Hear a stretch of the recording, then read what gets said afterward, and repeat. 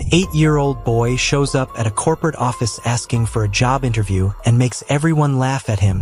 When the CEO discovers why the child desperately needs work, he breaks down in tears and promises to help immediately.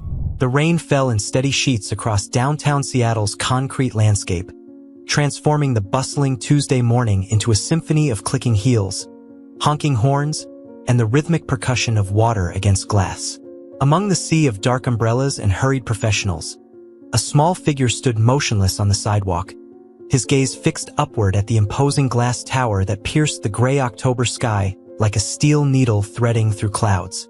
Ezra Blackwood, 8 years old and barely tall enough to reach most doorknobs, clutched a manila folder against his chest, as if it contained the secrets of the universe.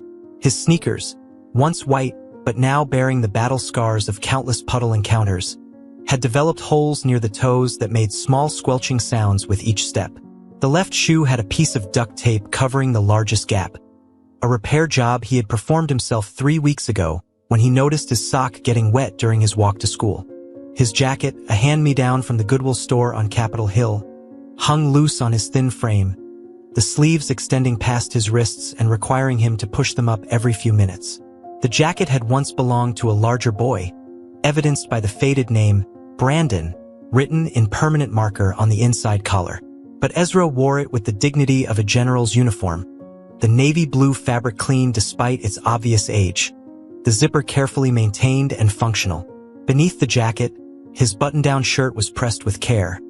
He had learned to use the iron 2 months ago when his mother started working the early morning shift at Mel's Diner. The shirt was slightly too large as well, requiring him to tuck it in carefully to avoid looking sloppy. His dark hair, cut by his own hand using kitchen scissors and a bathroom mirror, was neat if uneven, and his dark eyes held a seriousness that seemed decades older than his chronological age. The folder contained his masterpiece, a hand-drawn resume created with the precision of an architect and the creativity of an artist. He had spent 3 evenings at the kitchen table after completing his homework, using every crayon in his small collection to illustrate his qualifications. A purple border framed the page, carefully measured with a ruler borrowed from his school supplies. Small drawings decorated the margins, a calculator to represent his mathematical skills, a broom to symbolize his cleaning experience, a helping hand to show his service orientation, and a clock to demonstrate his punctuality.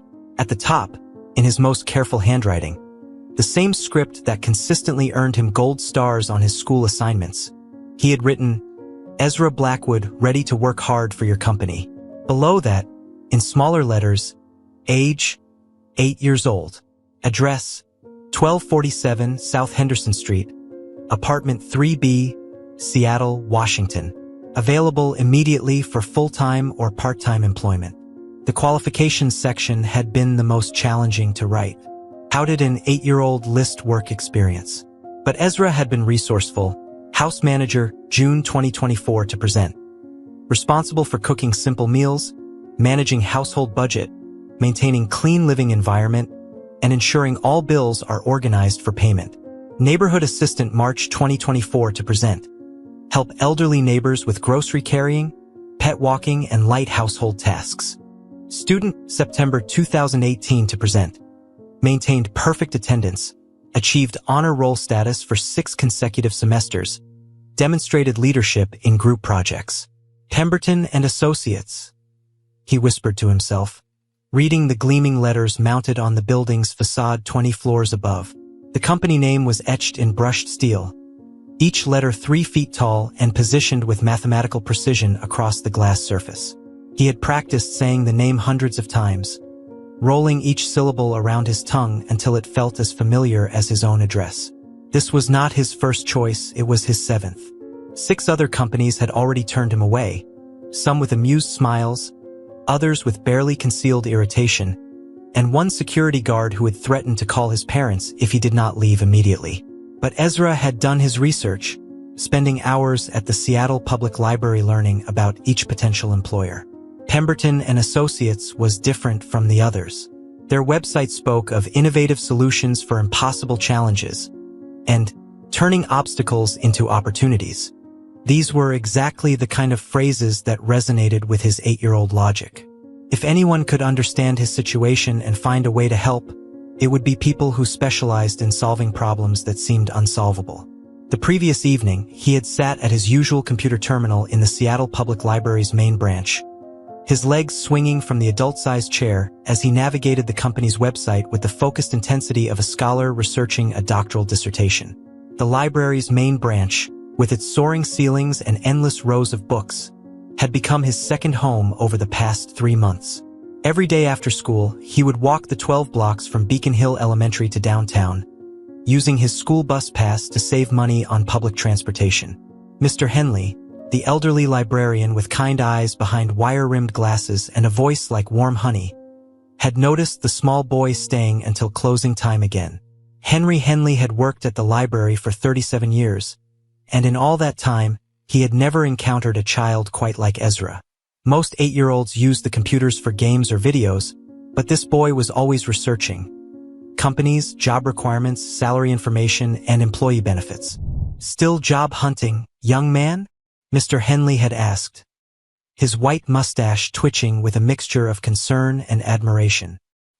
He had approached Ezra's workstation quietly, noting the stack of printed pages growing beside the keyboard and the notebook where the boy was carefully writing notes in his precise handwriting. "Yes, sir," Ezra had replied with the seriousness of a Supreme Court justice delivering a landmark decision. "This company says they solve impossible problems for people.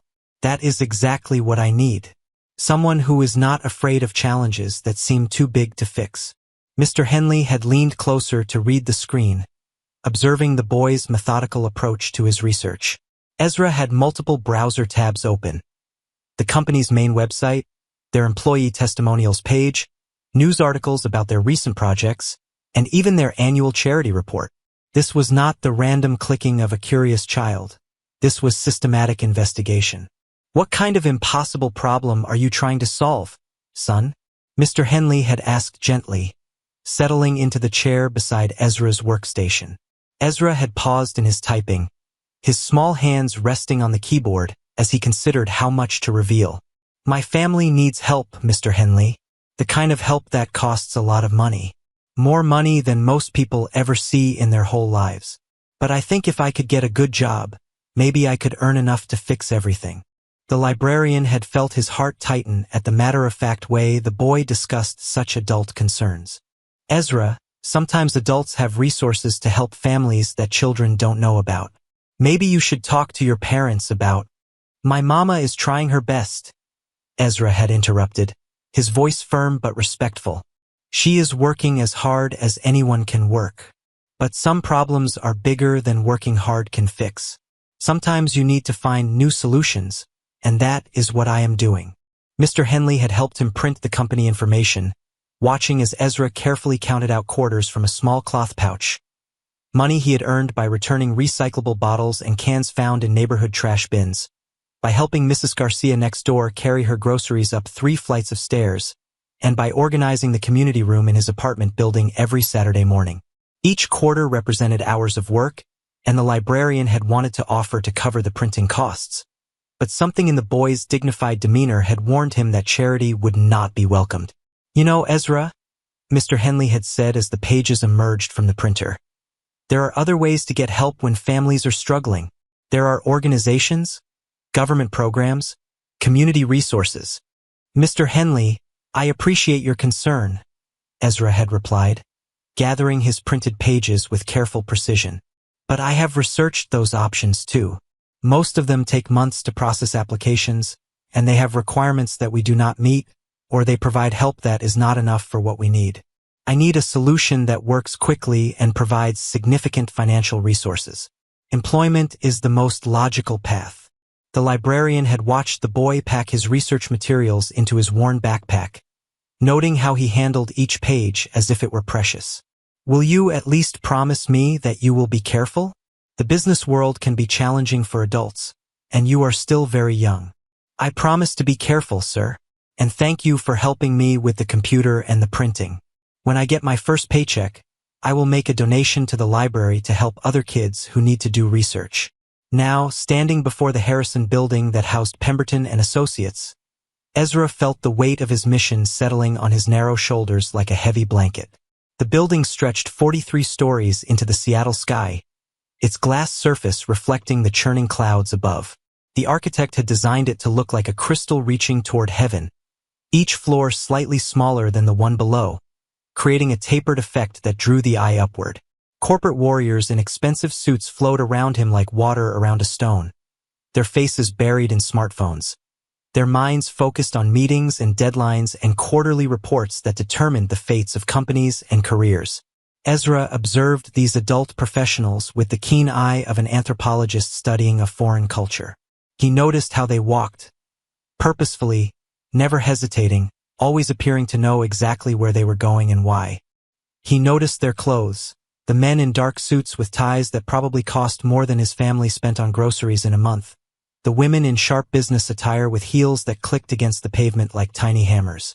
He noticed their accessories, leather briefcases, expensive watches, phones that looked like they belonged in science fiction movies. Most importantly, he noticed their expressions. These were serious people engaged in serious business. They were not children playing dress-up or pretending to be important. They were adults who had earned their places in this world through education, experience, and determination.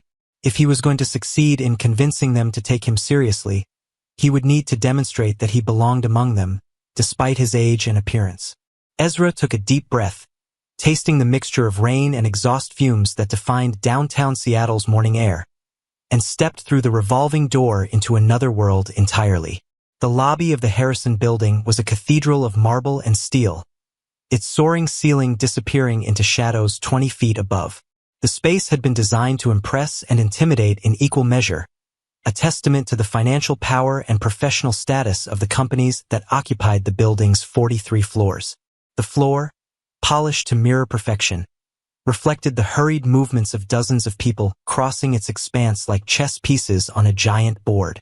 The sound of heels clicking against marble created an echo that reminded Ezra of the inside of St. James Cathedral, where his grandmother used to take him every Sunday before she passed away 2 years ago. Massive pillars of black granite rose from floor to ceiling, each one carved with subtle geometric patterns that caught and reflected the light from crystal chandeliers suspended overhead. The walls were clad in cream-colored marble with veins of gold running through the stone like frozen lightning. Original artwork, abstract paintings that probably cost more than most people's annual salaries, hung in carefully lit alcoves, adding splashes of color to the otherwise monochromatic space. In the center of the lobby, a reception area had been constructed from what appeared to be a single piece of curved black granite, its surface so polished that it looked like dark water frozen in motion. The desk was positioned at the exact center of the space, allowing the receptionist to observe all entrances and exits while maintaining visual contact with the security station near the main entrance. Behind this impressive desk sat a young woman with glossy dark hair pulled back in a professional chignon and kind eyes that suggested compassion beneath her corporate efficiency. According to the nameplate perched on her desk, a small crystal block with Isadora Chan, reception services, etched in elegant script. She was managing the morning rush with practiced grace. Her workspace was immaculately organized. A computer monitor displaying what appeared to be a complex scheduling system, a phone console with multiple blinking lights, and neat stacks of documents that she processed with mechanical precision.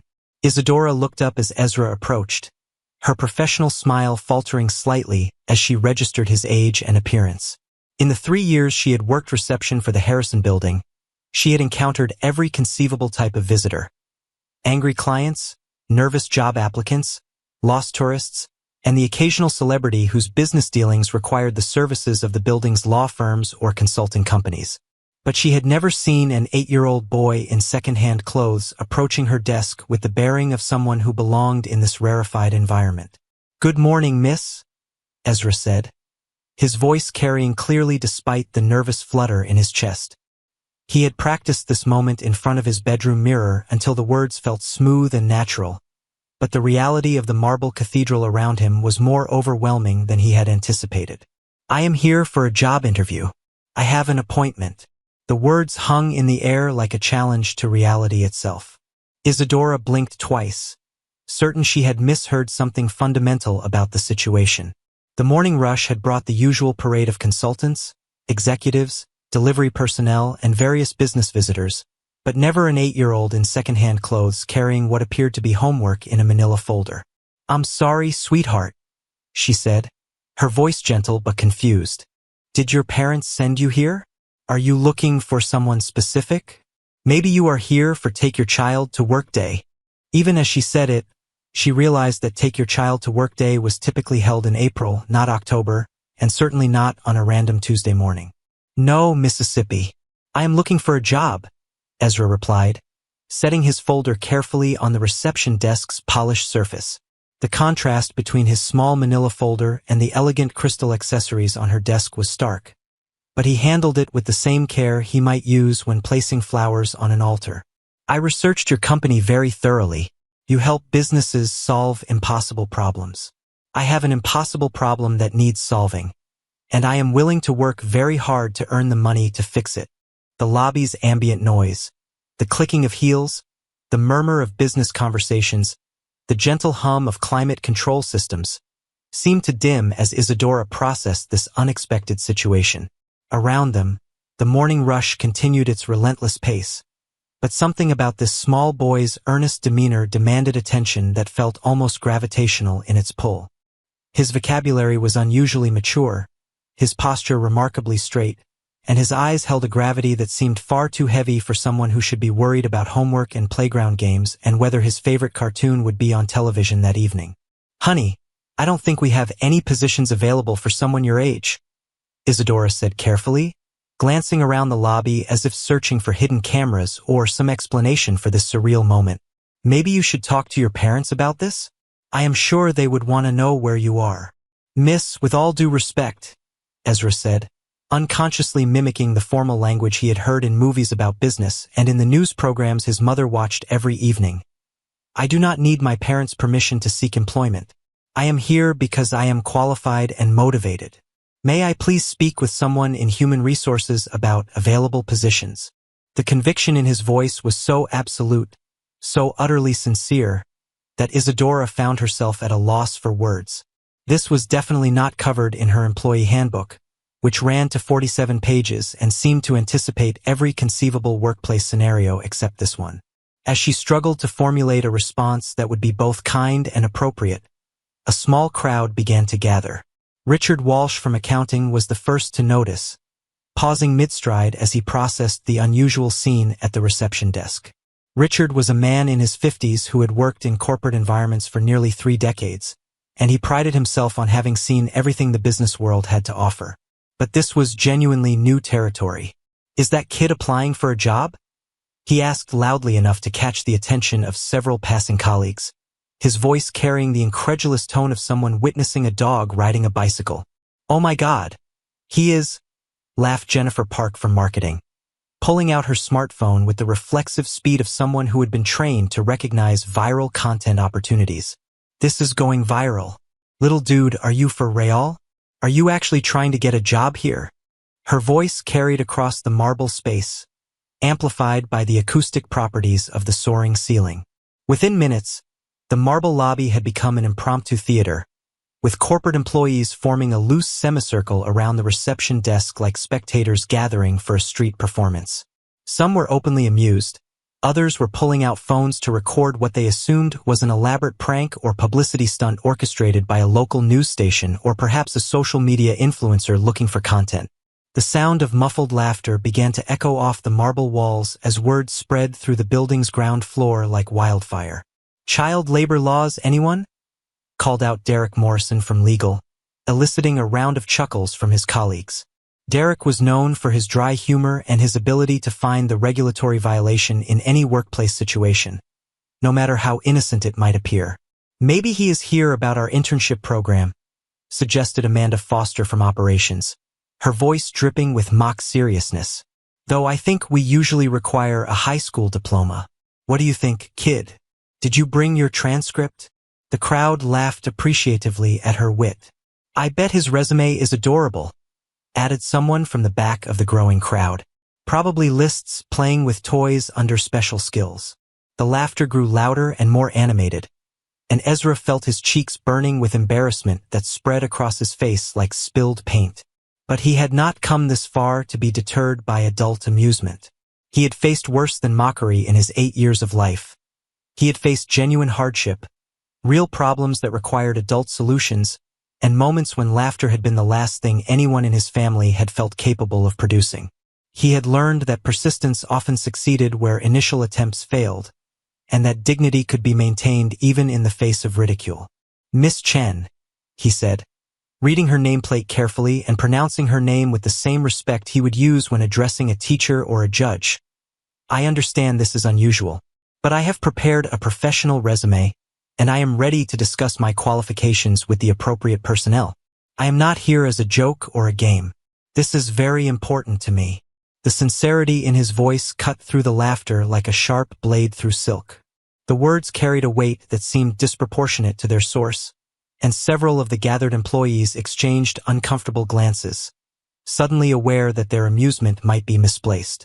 There was something in this child's demeanor, a desperate earnestness that suggested he was not playing pretend or engaging in some elaborate childhood fantasy. Isadora found herself in an unprecedented situation that her 3 years of professional training had not prepared her for. The boy was clearly serious, his folder was real, and his vocabulary suggested an intelligence far beyond his years. But he was also 8 years old, wearing clothes that had seen better days, and asking for a job in a corporate consulting firm that typically employed people with advanced degrees and years of professional experience.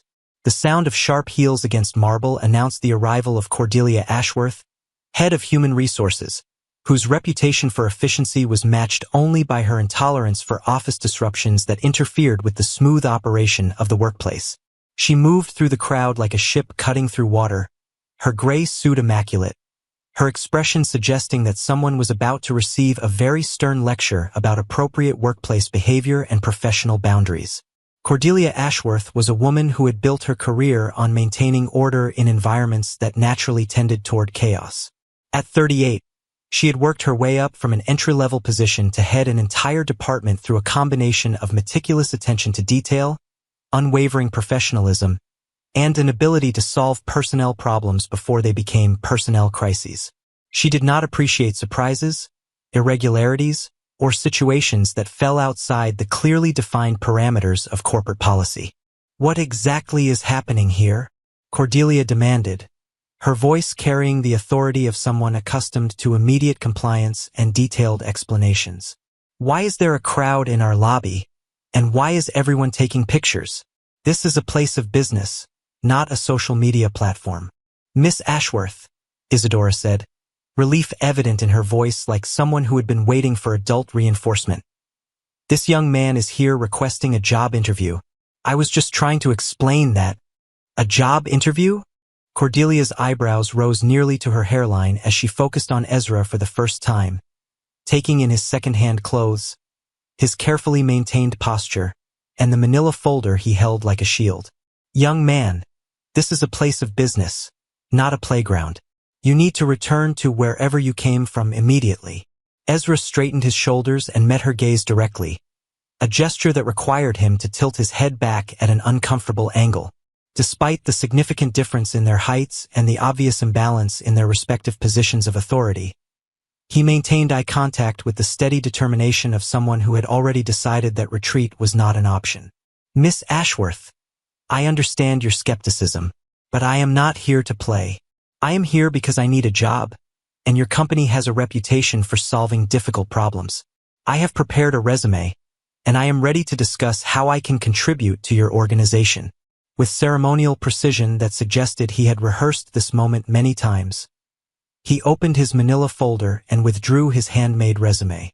The sight of the crayon-bordered document, with its careful handwriting and small illustrations, created a moment of absolute silence in the marble lobby.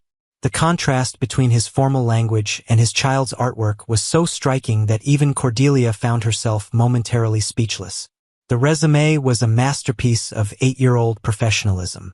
The purple crayon border had been applied with ruler-straight precision, and the small drawings in the margins demonstrated both artistic ability and strategic thinking. A calculator represented his mathematical skills. A broom symbolized his cleaning experience, A helping hand illustrated his service orientation, and a small clock emphasized his commitment to punctuality. At the bottom of the page, he had even included references: Miss Rodriguez, third-grade teacher, Beacon Hill Elementary, and Mrs. Garcia, neighbor, apartment 3A. "This is ridiculous," Cordelia finally said, though her voice lacked some of its earlier authority. The resume was clearly the work of a child, but it was also evident that considerable time and thought had gone into its creation. "Young man, I appreciate your initiative, but this is a corporate environment. We have policies, procedures, and legal requirements that—" "Miss Ashworth," Ezra interrupted, his voice steady despite the tremor she could detect underneath like a hairline crack in porcelain. "Would you please look at my qualifications before you make your final decision? I understand I am young, but I am also reliable, hardworking, and very motivated.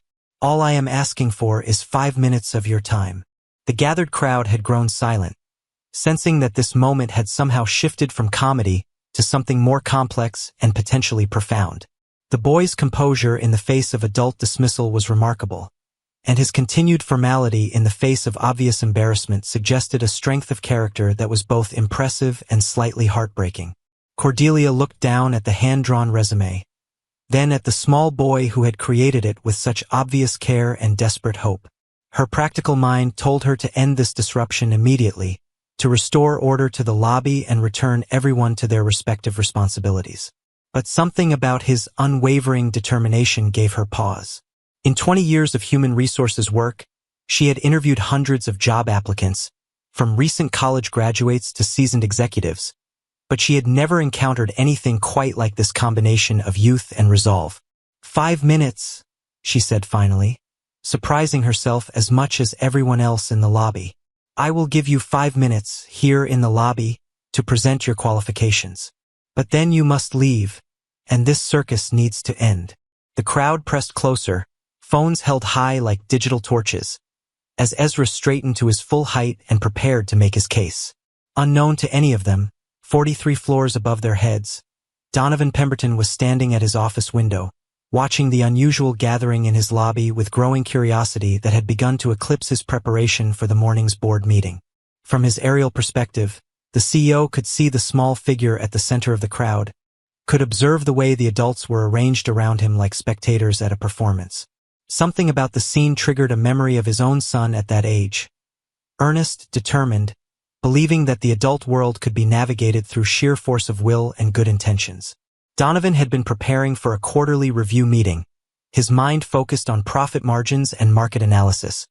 But the sight below captured his attention completely. He found himself reaching for the intercom to call security, then hesitating as he watched the small figure's confident posture and the obvious attention he was commanding from the gathered employees. "What are you up to, little one?" he murmured to himself, his breath fogging the window as Seattle's gray morning light filtered through the glass 43 stories above the street. In the lobby below, Ezra cleared his throat and began to speak, his voice carrying clearly through the marble space as he prepared to present his case to an audience he had never expected to address. The manila folder in his hands felt like both a shield and a sword, and the weight of his family's future pressed against his chest like a stone that made breathing difficult but not impossible. The morning rush had stopped, the corporate world had paused, and an 8-year-old boy was about to attempt something that would change all their lives forever. The marble lobby of the Harrison building had transformed into an impromptu amphitheater, with Ezra Blackwood standing at its center like a young gladiator preparing to face the lions. The semicircle of corporate employees pressed closer, their smartphones held aloft like digital torches, capturing every moment of what they assumed would be either an amusing viral video or an embarrassing breakdown. The sound of their collective breathing seemed amplified in the cavernous space, mixing with the subtle hum of the building's climate control system and the distant rumble of Seattle traffic 43 stories below. Cordelia Ashworth positioned herself directly across from Ezra, her gray suit creating a stark contrast against the cream-colored marble pillar behind her.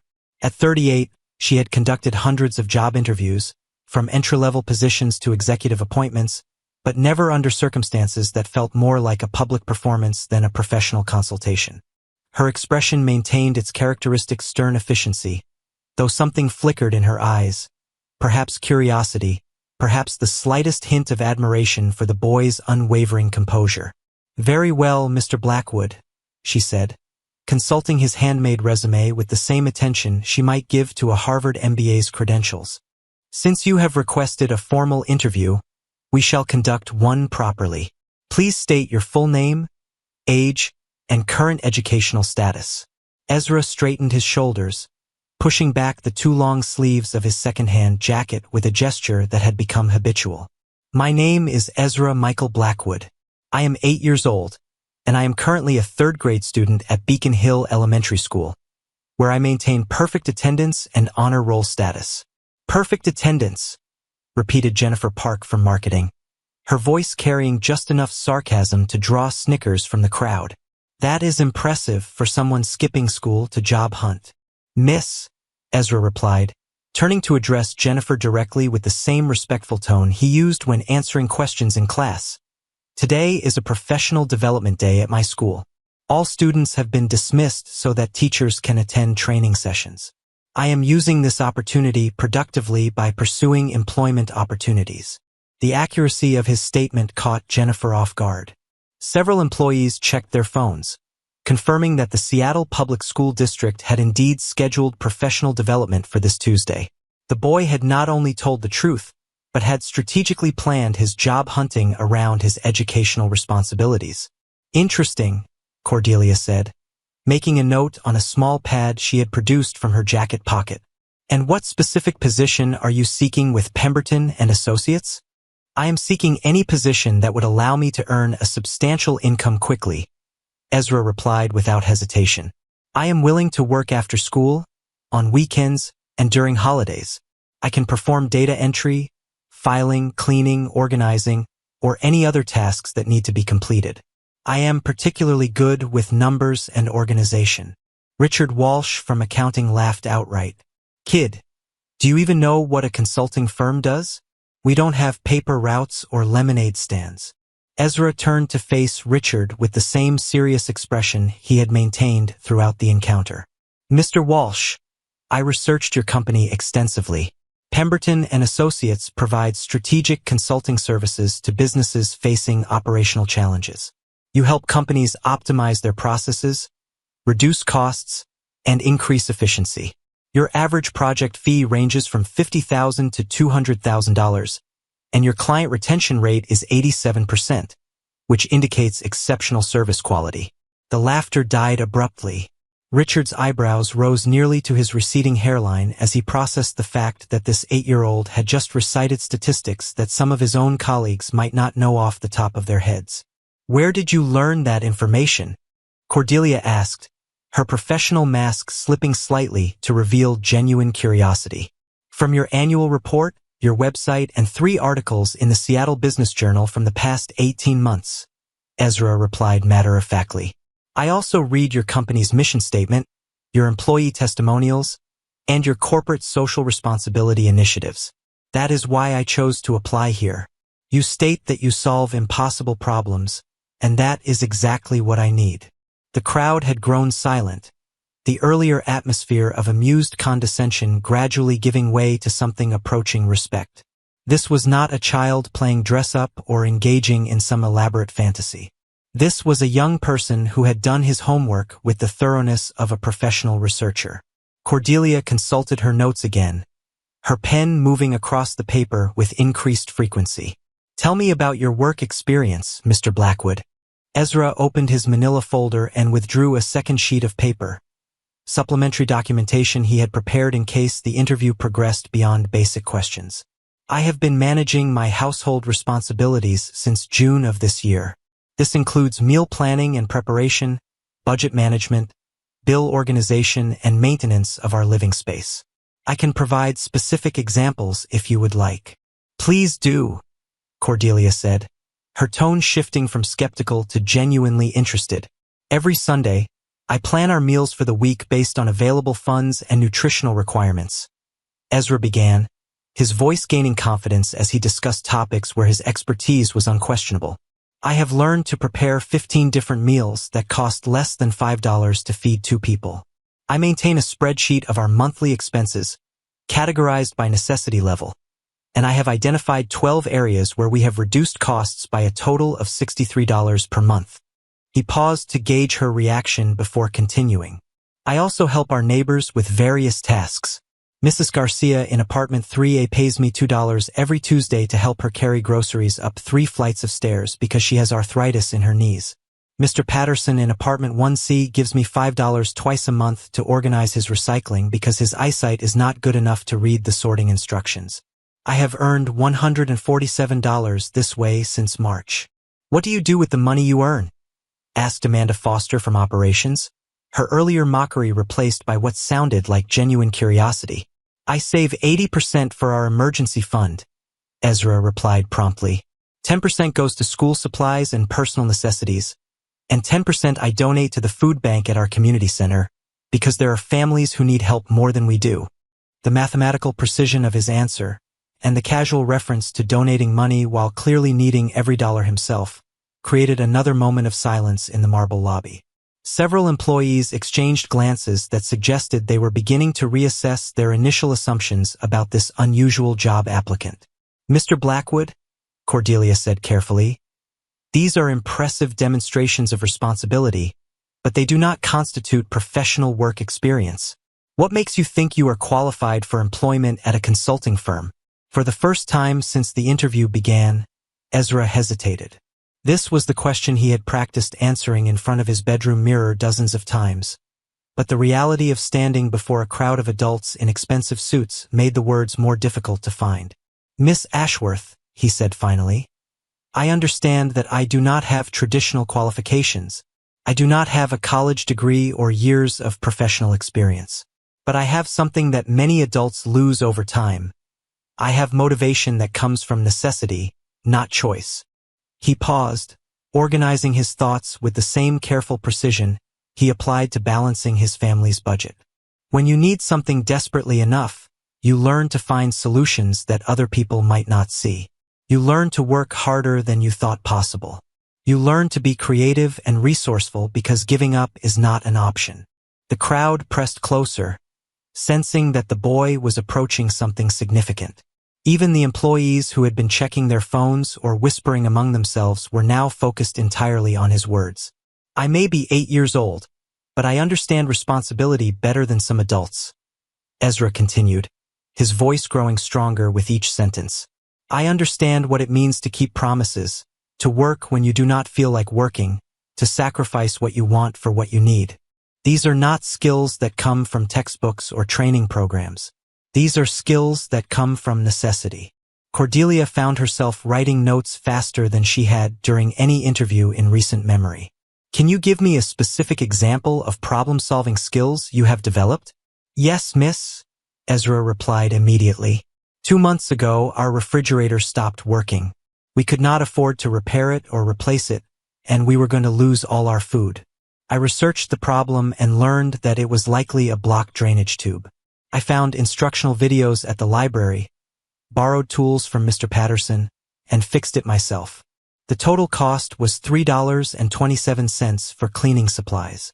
He opened his folder again and produced a photograph printed on regular paper, a before and after image showing the refrigerator repair process. I documented the process in case the problem happened again. This is the kind of creative problem solving I could bring to your company. Richard Walsh leaned forward to examine the photograph, his earlier skepticism visibly melting away. That is actually pretty impressive, kid. Most adults would have just called a repair service. Most adults have the money to call a repair service, Ezra replied simply. When you do not have that option, you learn to find other ways. The statement hung in the air like a revelation, its implications rippling through the gathered crowd. Here was a child who had been forced to develop adult problem-solving skills out of pure necessity, and he was applying those skills with remarkable sophistication. 43 floors above the lobby, Donovan Pemberton abandoned his board meeting preparation entirely and pressed the intercom button on his desk. Patricia, clear my schedule for the next hour, he told his executive assistant, and find out everything you can about what is happening in our lobby. Sir, There appears to be some kind of demonstration or presentation taking place. Came the reply through the speaker. Security is monitoring the situation, but it does not seem to be a threat. I want to know exactly what is going on, Donovan said, moving back to the window. From his elevated perspective, he could see that the crowd had grown larger and more attentive. Whatever was happening down there had captured the complete attention of his employees, and that level of focus suggested something far more significant than a typical office disruption. In the lobby, Cordelia was reviewing her notes with the concentrated attention of someone trying to solve a complex puzzle. Mr. Blackwood, I am going to ask you a question that we typically reserve for senior-level candidates. If you were hired by our company, what would you hope to accomplish in your first 90 days? Ezra considered the question carefully, understanding that his answer would determine whether this interview continued or concluded. Miss Ashworth, my primary goal would be to demonstrate that age and traditional experience are not the only measures of an employee's value.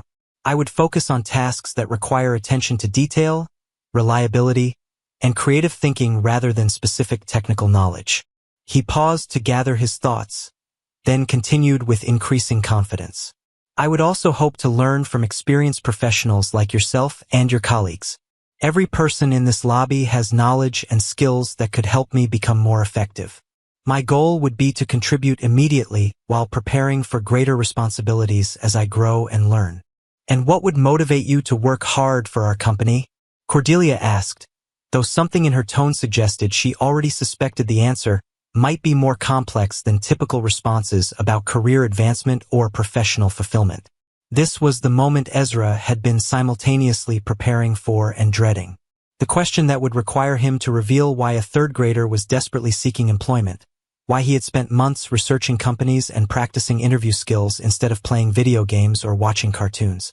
Miss Ashworth, he said, his voice dropping to a more serious register. I need this job because my family is facing a problem that cannot be solved any other way. The lobby fell completely silent.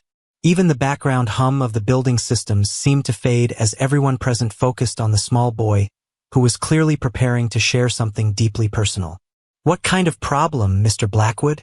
Cordelia asked gently, her professional demeanor softening slightly as she sensed the emotional weight behind his words. Ezra looked down at his manila folder, then back up at the crowd of adults surrounding him. These were strangers who had started this encounter by laughing at him, but they were now listening with an attention that felt almost sacred in its intensity. My mama is sick, he said simply, the words carrying across the marble space like a stone dropped into still water. She has been sick for 8 months, and she is getting worse. The doctors say there is a treatment that might help her, but it costs more money than most people ever see in their whole lives. The silence deepened, becoming almost physical in its presence. Several employees who had been smiling moments earlier now found themselves studying their shoes or the marble patterns on the floor. I have been trying to find ways to earn money, Ezra continued, his voice steady despite the tears that were beginning to gather in his eyes. I have applied for jobs at 6 other companies. Most of them would not even talk to me. But I cannot give up, because if I do not find a way to help, then... He stopped, unable to complete the sentence that would make his worst fears audible. Instead, he straightened his shoulders and faced Cordelia directly. Miss Ashworth, I know I am just a kid. I know this is unusual, but I am asking you to give me a chance to prove that desperate people can accomplish impossible things. The emotional impact of his revelation hit the crowd like a wave. Jennifer Park, who had been recording the entire encounter, slowly lowered her phone as the full implications of what she had witnessed began to sink in. This was not entertainment or social media content. This was a child facing adult problems with adult determination, and their laughter suddenly felt cruel and inappropriate. Cordelia stared at the boy for a long moment, her professional composure wavering as she processed what she had just heard. In 20 years of human resources work, she had encountered every conceivable motivation for seeking employment: career advancement, financial gain, professional fulfillment, escape from toxic work environments. But she had never interviewed someone whose motivation was literally life and death. Mr. Blackwood, she said carefully, I appreciate your honesty, and I am very sorry to hear about your mother's illness. But I hope you understand that there are other resources available to families facing medical crises. Have you explored options like—" "Yes, miss," Ezra interrupted, pulling another sheet of paper from his folder. "I have researched charity organizations, government assistance programs, medical payment plans, and crowdfunding platforms. Most require waiting periods of 3 to 6 months for approval. Others have income requirements that we do not meet because my mama works too much to qualify for assistance but not enough to afford the treatment herself." He handed her the paper, which contained a neatly typed list of organizations and programs, each one marked with notes about requirements, waiting periods, and application statuses. The document demonstrated research skills that would have impressed a professional grant writer. "Some people have suggested starting a fundraising campaign online," Ezra continued, "but those rarely raise more than a few $1,000s unless they become viral, and there is no way to guarantee that will happen. Employment is the only reliable path I have found to earn the amount of money we need." The crowd had grown even larger as word of the unusual interview spread through the building's lower floors. Employees from other companies had begun to gather, creating a diverse audience of accountants, lawyers, consultants, and administrative staff. The atmosphere had completely transformed from amusement to something approaching reverence.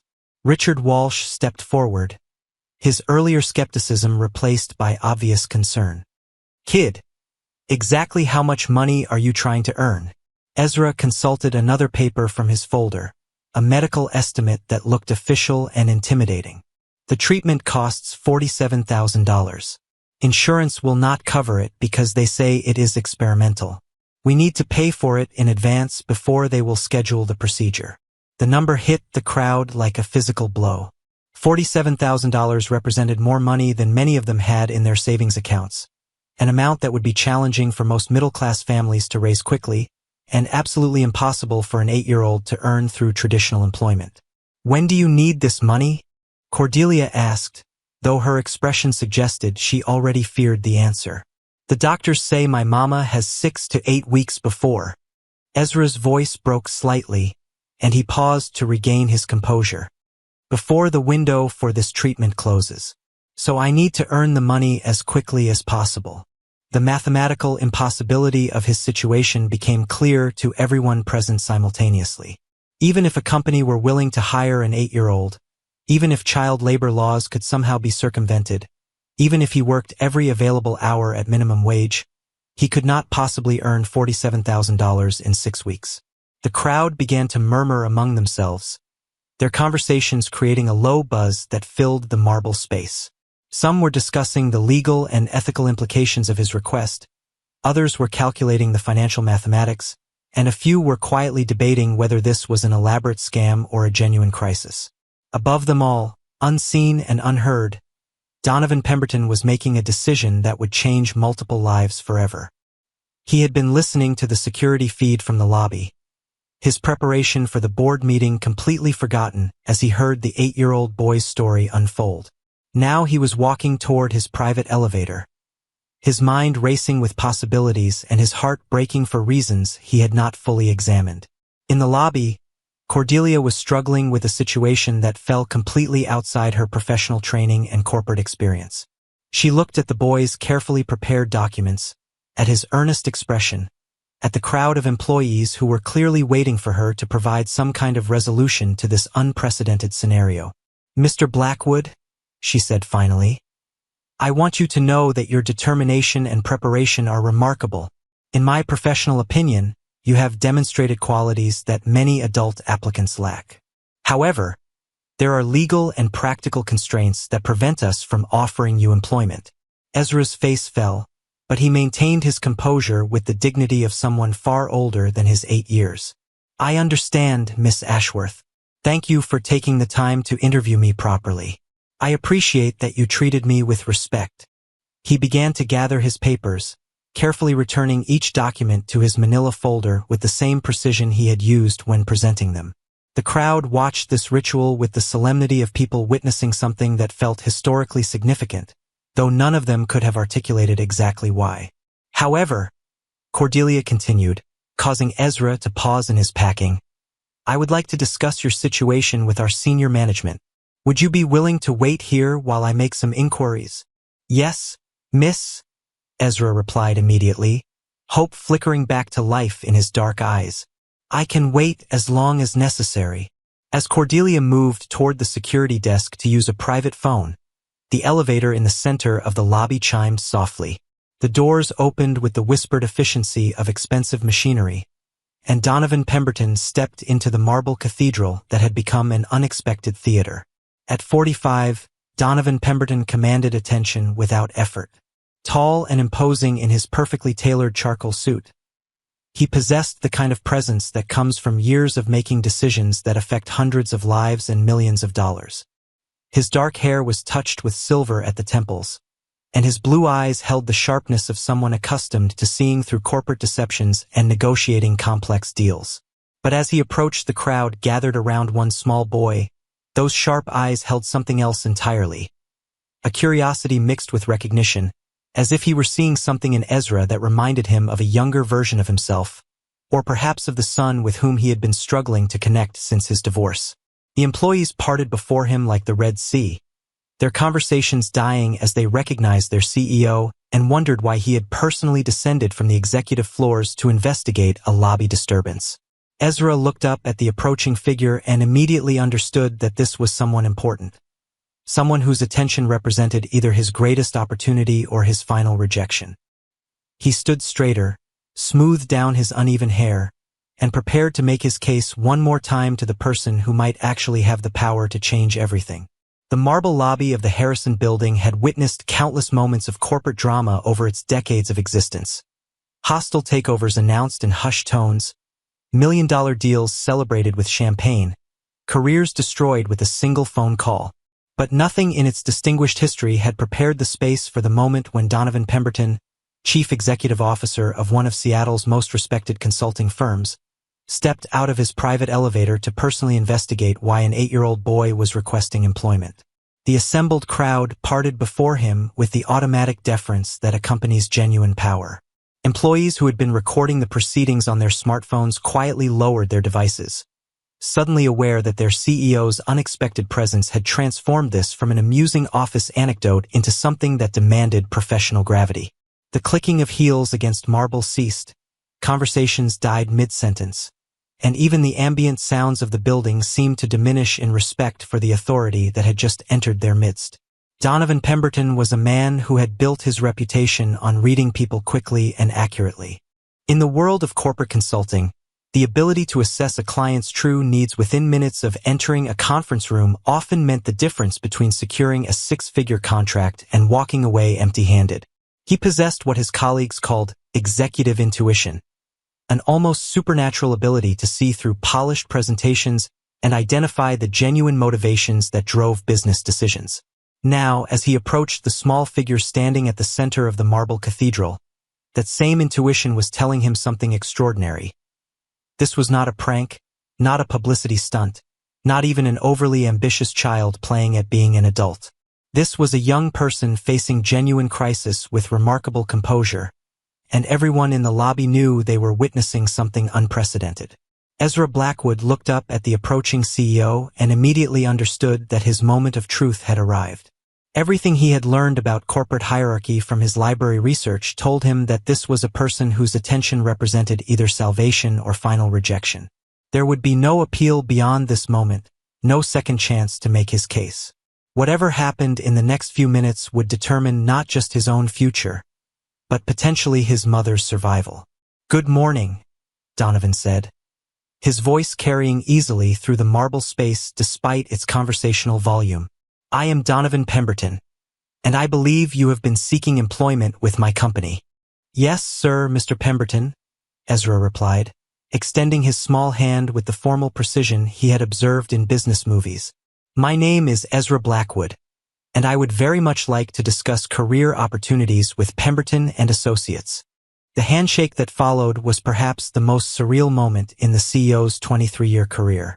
Here was a child who barely reached his waist, offering a firm grip and direct eye contact that would have impressed him in any adult interview candidate. The boy's second-hand clothes and obvious youth created a cognitive dissonance that made the entire encounter feel like a scene from someone else's life. "Miss Ashworth has been conducting your interview. I understand?" Donovan said, turning to acknowledge his head of human resources with a questioning look that demanded explanation.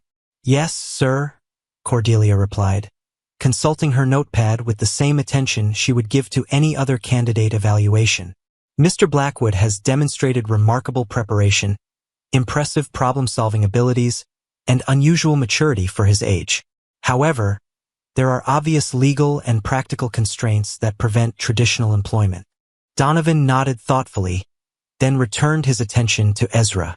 "Mr. Blackwood, would you be willing to continue this conversation in my office? I believe we need a more private setting to properly discuss your situation." "Yes, sir, I would be honored," Ezra replied immediately, gathering his manila folder with the careful movements of someone who understood that this opportunity might never come again. The crowd of employees watched in fascination as their CEO personally escorted the 8-year-old applicant toward the executive elevator. The image of the tall, imposing businessman walking beside the small boy in second-hand clothes created a visual metaphor that would be discussed in office conversations for months to come. "Miss Ashworth, please join us," Donovan said as they reached the elevator. "I suspect we will need your expertise in this matter." The ride to the 43rd floor occurred in silence, but it was not an uncomfortable quiet. Instead, it felt like the pause before a symphony begins, when the orchestra has taken their positions and the conductor has raised his baton, but the first note has not yet sounded. Ezra stood perfectly still, his folder clutched against his chest, while Donovan observed him with the same analytical attention he might give to a complex business proposal. The executive floor of Pemberton and Associates had been designed to intimidate and impress in equal measure. Original artwork lined the hallways, not reproductions, but actual paintings by recognized artists whose work hung in major museums. The carpet was so thick that footsteps made no sound, creating an atmosphere of hushed reverence that suggested important decisions were made in these corridors. Floor-to-ceiling windows offered panoramic views of Seattle's skyline, Puget Sound, and the Olympic Mountains beyond, reminding visitors that they were in the domain of someone who operated at the highest levels of the business world.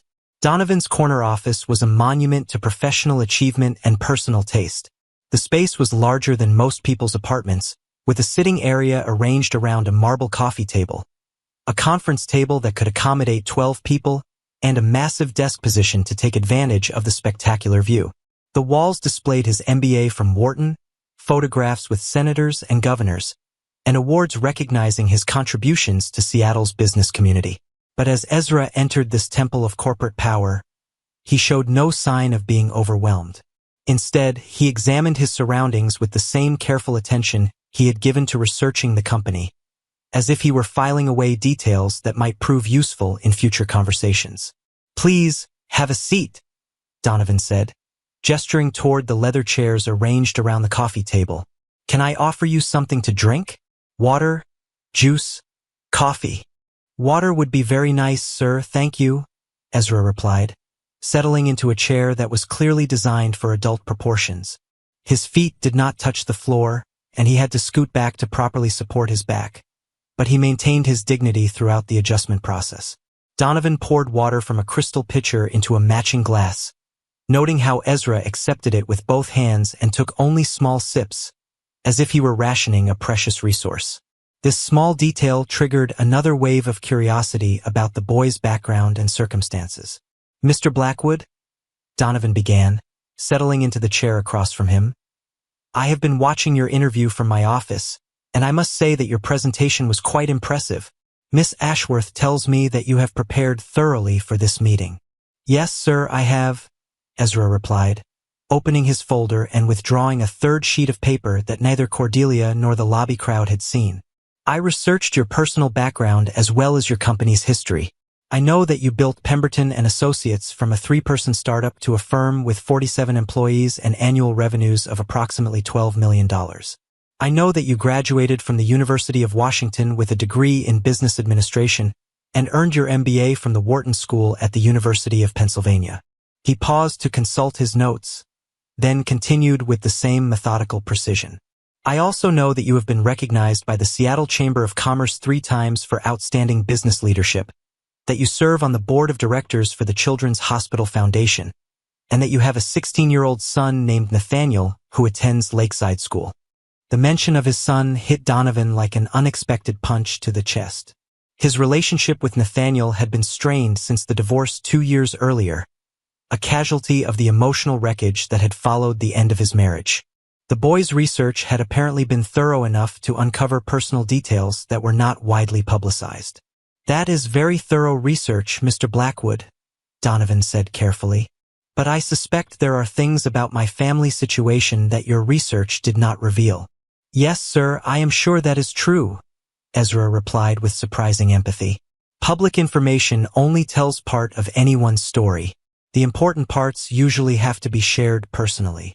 The wisdom in this statement, coming from an 8-year-old, created another moment of cognitive dissonance for Donovan. This child seemed to understand nuances of human relationships that escaped many of his adult employees. "Mr. Blackwood," Cordelia interjected, "you mentioned in the lobby that your motivation for seeking employment is related to your mother's illness. Could you provide more specific details about your family's situation?" This was the question Ezra had been simultaneously preparing for and dreading since he had first conceived his plan to seek employment. He had practiced this explanation dozens of times, refining the words until they felt smooth and natural, but the reality of sitting in a CEO's office made everything more difficult and more important. "Miss Ashworth, Mr. Pemberton," he began, his voice taking on the careful cadence of someone about to share information that was both deeply personal and potentially overwhelming. "My mama has been sick for 8 months and 13 days. He opened his folder and withdrew a medical document that looked official and intimidating.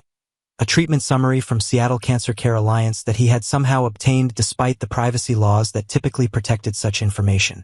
"She has stage 3 breast cancer," he continued, reading from his notes to ensure accuracy. "The tumor was discovered in February, and she has been receiving chemotherapy treatment since March.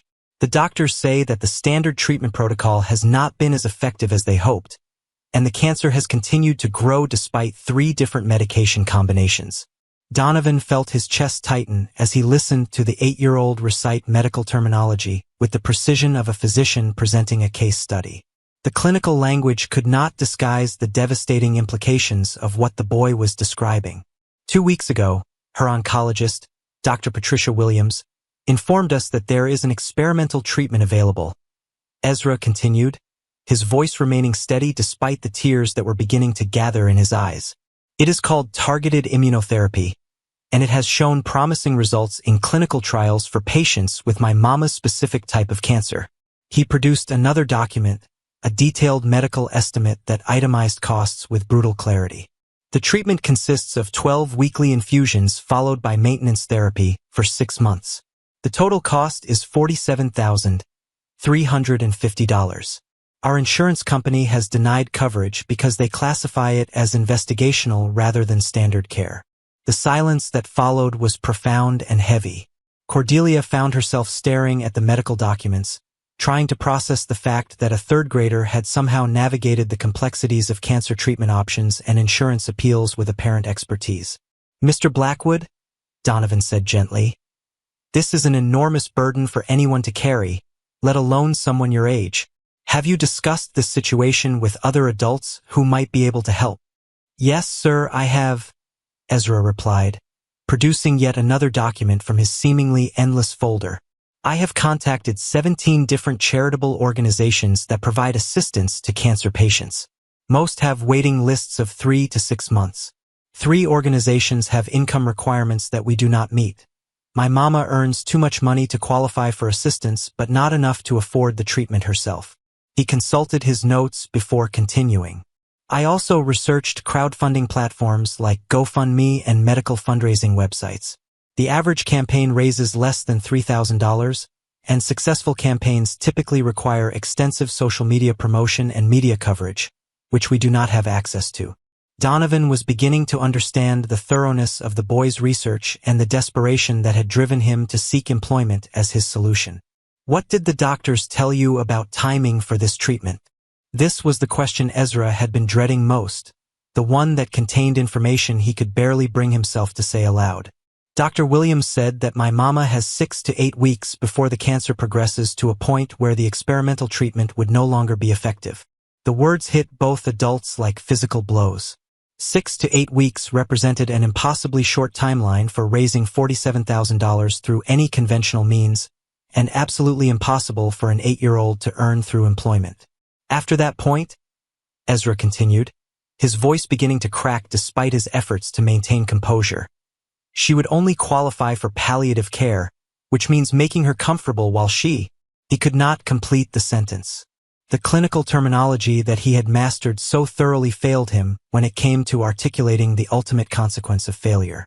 Instead, he sat in the leather chair with his feet dangling above the floor, tears finally overflowing despite his best efforts to maintain the professional demeanor he had worked so hard to project. Donovan felt something break inside his chest. A wall he had built around his emotions after the divorce, a barrier that had protected him from feeling too deeply about anything or anyone outside his immediate professional responsibilities. This child's desperate love for his mother and his innocent belief that an 8-year-old could somehow earn enough money to save her life shattered every defense he had constructed over the past 2 years. "Mr. Blackwood," he said, his own voice thick with emotion he had not expected to feel. "How long have you been carrying this responsibility by yourself?" "Since my mama told me about the diagnosis," Ezra replied, wiping his eyes with the back of his hand while trying to maintain his dignity. "She tries to protect me from the worst parts, but I hear her talking to the doctors on the phone. I see the medical bills when they come in the mail. I know she cries at night when she thinks I am asleep." The image of this small boy lying awake in his bed, listening to his mother's muffled sobs and feeling responsible for finding a solution to an adult crisis, was almost more than Donovan could bear. His own son, Nathaniel, was 16 years old and complained about homework assignments and curfew restrictions. The contrast between his privileged teenager and this 8-year-old facing life and death circumstances created a perspective that was both humbling and heartbreaking. "You mentioned that your mother works 2 jobs, Cordelia said, consulting her notes. "What kind of work does she do?" "She works the morning shift at Mel's Diner on Capitol Hill, from 5 in the morning until noon," Ezra replied, grateful for a question that allowed him to focus on facts rather than emotions. "Then she cleans office buildings downtown from 6 in the evening until 10 at night. She used to work a 3rd job on weekends, but the chemotherapy makes her too tired now." "How do you manage while she is working?" Donovan asked, though he suspected the answer would only add to his growing amazement at the boy's resilience. "I get myself ready for school and walk to the bus stop," Ezra replied matter-of-factly. "After school, I come home and do my homework. Then I start dinner so it is ready when Mama gets home from her first job. While she rests before her evening shift, I help her organize her medications and make sure she has everything she needs." He paused, then added with the casual tone of someone describing routine activities, "I also do the laundry on Sundays, keep track of our expenses in a notebook, and call to make payment arrangements when bills come in late." The casual way he described these adult responsibilities made them even more poignant. This was not a child playing house or helping with chores. This was a young person who had become the de facto manager of a household in crisis. "Mr. Blackwood," Donovan said, rising from his chair and moving to the window that overlooked Seattle's downtown core. "You have shown more courage and determination than most adults I know, but I need you to understand something very important." He turned back to face the boy, his expression serious but not unkind. "Even if we could find a way around the legal issues preventing your employment, even if you worked every available hour at the highest wage we could legally pay, it would be mathematically impossible for you to earn $47,000 in 6 weeks. Ezra's face fell, but he maintained eye contact with the CEO. "I understand the mathematics, sir, but I thought that maybe if I could prove my value to your company, you might consider advancing me money against future earnings. Or perhaps there might be some other arrangement we could make."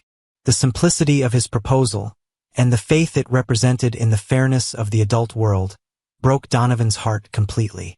Here was a child who believed that hard work and good intentions could overcome any obstacle, even ones that were mathematically impossible. "Mr. Blackwood," Donovan said, his voice thick with emotion he could no longer control. "Tell me about your mother. What is she like?" For the first time since entering the office, Ezra's professional composure gave way to something more personal and vulnerable. "She is the best person in the whole world," he said simply. "She works harder than anyone should have to work, but she never complains. She still helps me with my homework every night even when she is so tired she can barely stay awake. She makes sure I have clean clothes and good food even when there is not enough money for both." Tears were flowing freely down his cheeks now, but he continued speaking. "She reads to me every night before bed, the same way she did when I was little. Sometimes she falls asleep in the middle of a chapter because she is so exhausted, but she always finishes the story the next night. She tells me every day that she loves me and that everything is going to be okay, even though I know she is scared too." The raw love in his voice was overwhelming. Donovan found himself thinking of his own son, remembering bedtime stories and homework help and all the small moments of parental devotion that he had taken for granted before his marriage fell apart.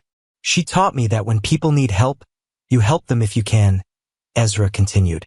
"She taught me that hard work is the answer to most problems, and that giving up is never an option. That is why I am here, Mr. Pemberton, because my mama taught me to fight for the people you love, no matter how impossible things seem." Donovan Pemberton, a man who had built his career on maintaining emotional control in high-pressure situations, found himself sobbing in his own office. The combination of the boy's desperate love for his mother, his innocent faith in the power of determination, and his heartbreaking maturity in the face of unthinkable circumstances had completely overwhelmed the emotional barriers that had protected him since his divorce. "Mr. Blackwood," he said through his tears, "you are the most remarkable young man I have ever met, and I want you to know that you do not have to carry this burden alone anymore." Ezra looked up at him with confusion and hope warring in his dark eyes. "Sir, I am going to help your mother," Donovan said, his voice gaining strength as he made the decision that would change both their lives forever.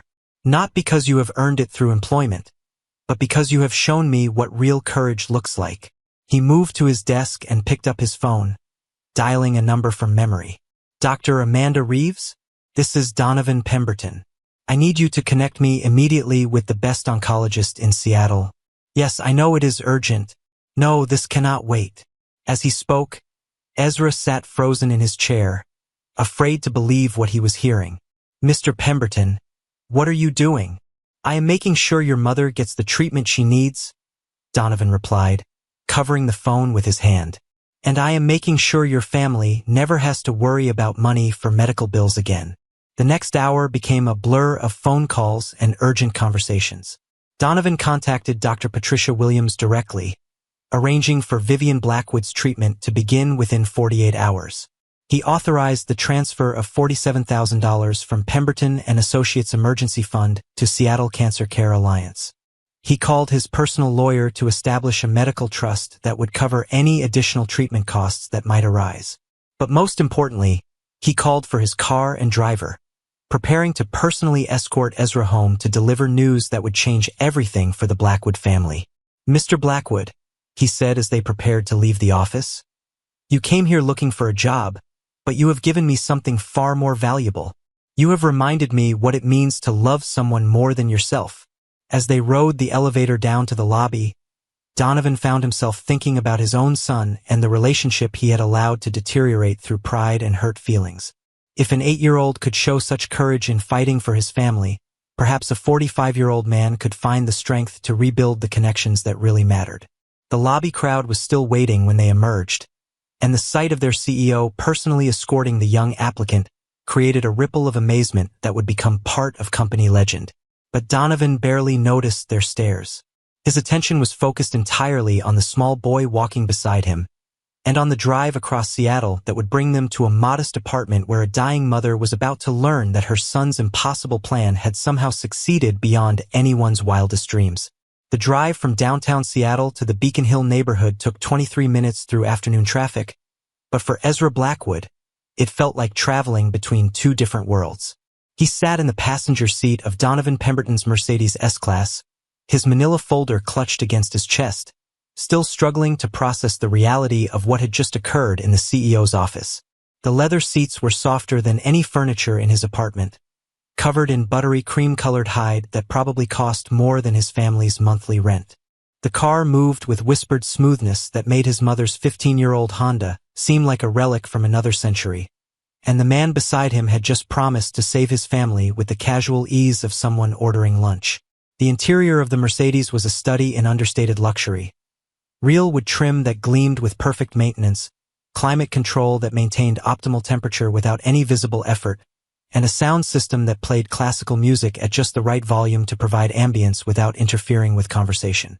Ezra ran his small hands along the leather armrest, marveling at the texture while trying to comprehend that he was riding in a vehicle that cost more than most people earned in several years. Donovan navigated the Seattle streets with the focused attention of someone whose mind was processing multiple complex scenarios simultaneously.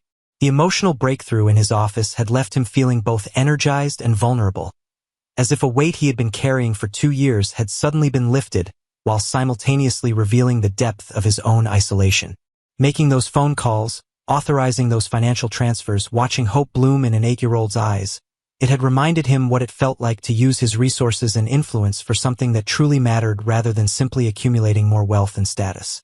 "Mr. Pemberton," Ezra said quietly as they navigated through the university district, his voice barely audible above the gentle hum of the car's engine. "I still do not understand why you are helping us. I know you said it was not about employment, but adults usually have reasons for their decisions. Good reasons that make sense." The question demonstrated the same analytical thinking that had impressed Donovan during the interview, but now it carried undertones of vulnerability that made it even more poignant. This child had learned to be suspicious of adult promises, probably through experiences that had taught him that hope could be dangerous when you were living on the edge of financial and emotional disaster. "Mr. Blackwood?" Donovan replied, adjusting the rearview mirror to glance at the boy's serious expression. "Sometimes people help each other not because they have to, but because they realize it is the right thing to do.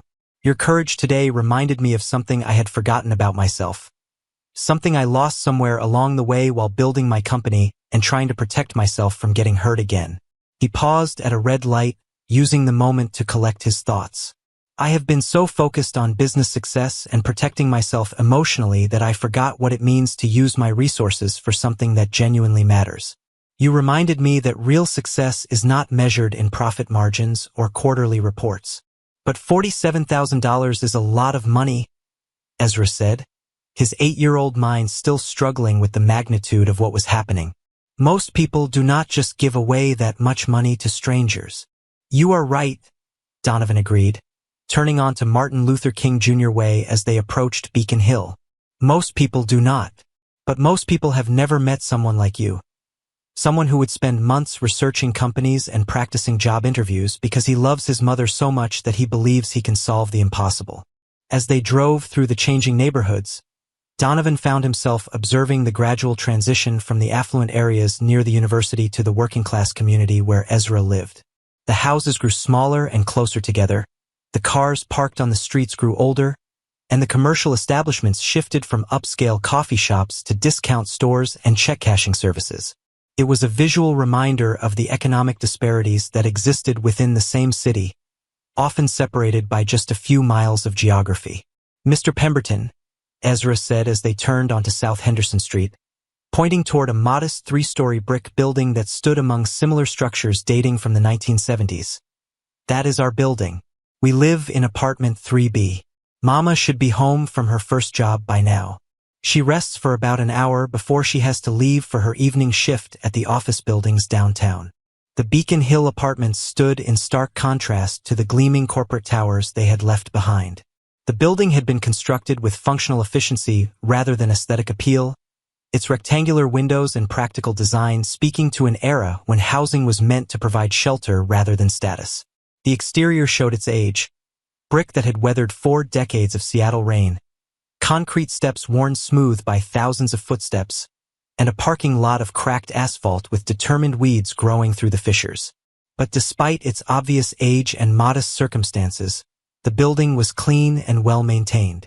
Someone had planted flower boxes beneath several windows, adding splashes of red and yellow that suggested residents who took pride in their homes regardless of their economic circumstances. A small playground occupied one corner of the property, its equipment showing wear but still functional, where children could play safely within sight of their parents' apartments. The landscaping consisted of hardy shrubs and small trees that could survive with minimal care, creating patches of green that softened the building's utilitarian architecture. Donovan parked the Mercedes near the building's main entrance, noting how the expensive vehicle stood out among the aging Honda Civics, Ford Escorts, and well-worn pickup trucks that filled most of the spaces. A few residents walking to and from the building glanced curiously at the luxury car, probably wondering what business someone of obvious wealth might have in their neighborhood. "Mr. Pemberton," Ezra said as they approached the building's entrance, "I should probably explain something about our apartment. It is not very big, and it does not have nice things like your office. But my mama keeps it very clean, and she has made it as comfortable as she can with what we have." The quiet pride in his voice, mixed with just a hint of self-consciousness, revealed the 8-year-old's awareness of class differences while demonstrating the dignity his mother had taught him to maintain regardless of their circumstances.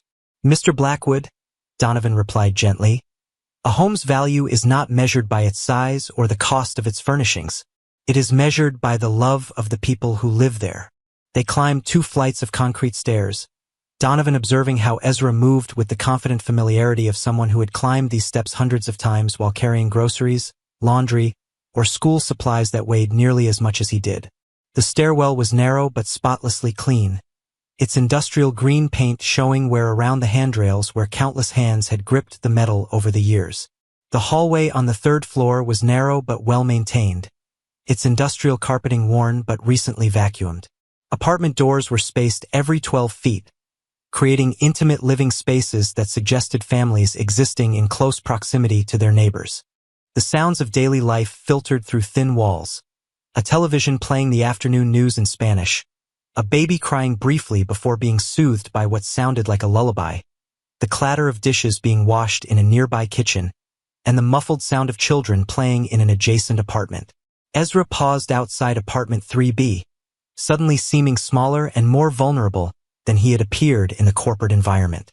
The transformation was striking. In the marble lobby and executive office, he had projected confidence and maturity beyond his years, but here in his own hallway, he looked like what he was, a small boy facing an adult situation that no child should have to navigate. "Mr. Pemberton," he said, his voice dropping to almost a whisper, "my mama does not like surprise visitors. She might be confused about why you are here. She works very hard to keep our private business private, and she might be upset that I told you about her illness. Would you like me to wait in the hallway while you explain?" Donovan offered, recognizing the boy's concern about managing his mother's reaction to this unexpected development. "No, sir. I think it would be better if you came in with me. But please remember that she has been sick for a long time, and the treatments have been very hard on her. She might not look the way you expect someone my mama's age to look." The warning carried undertones that suggested Ezra had become protective of his mother's dignity in ways that children should never have to consider.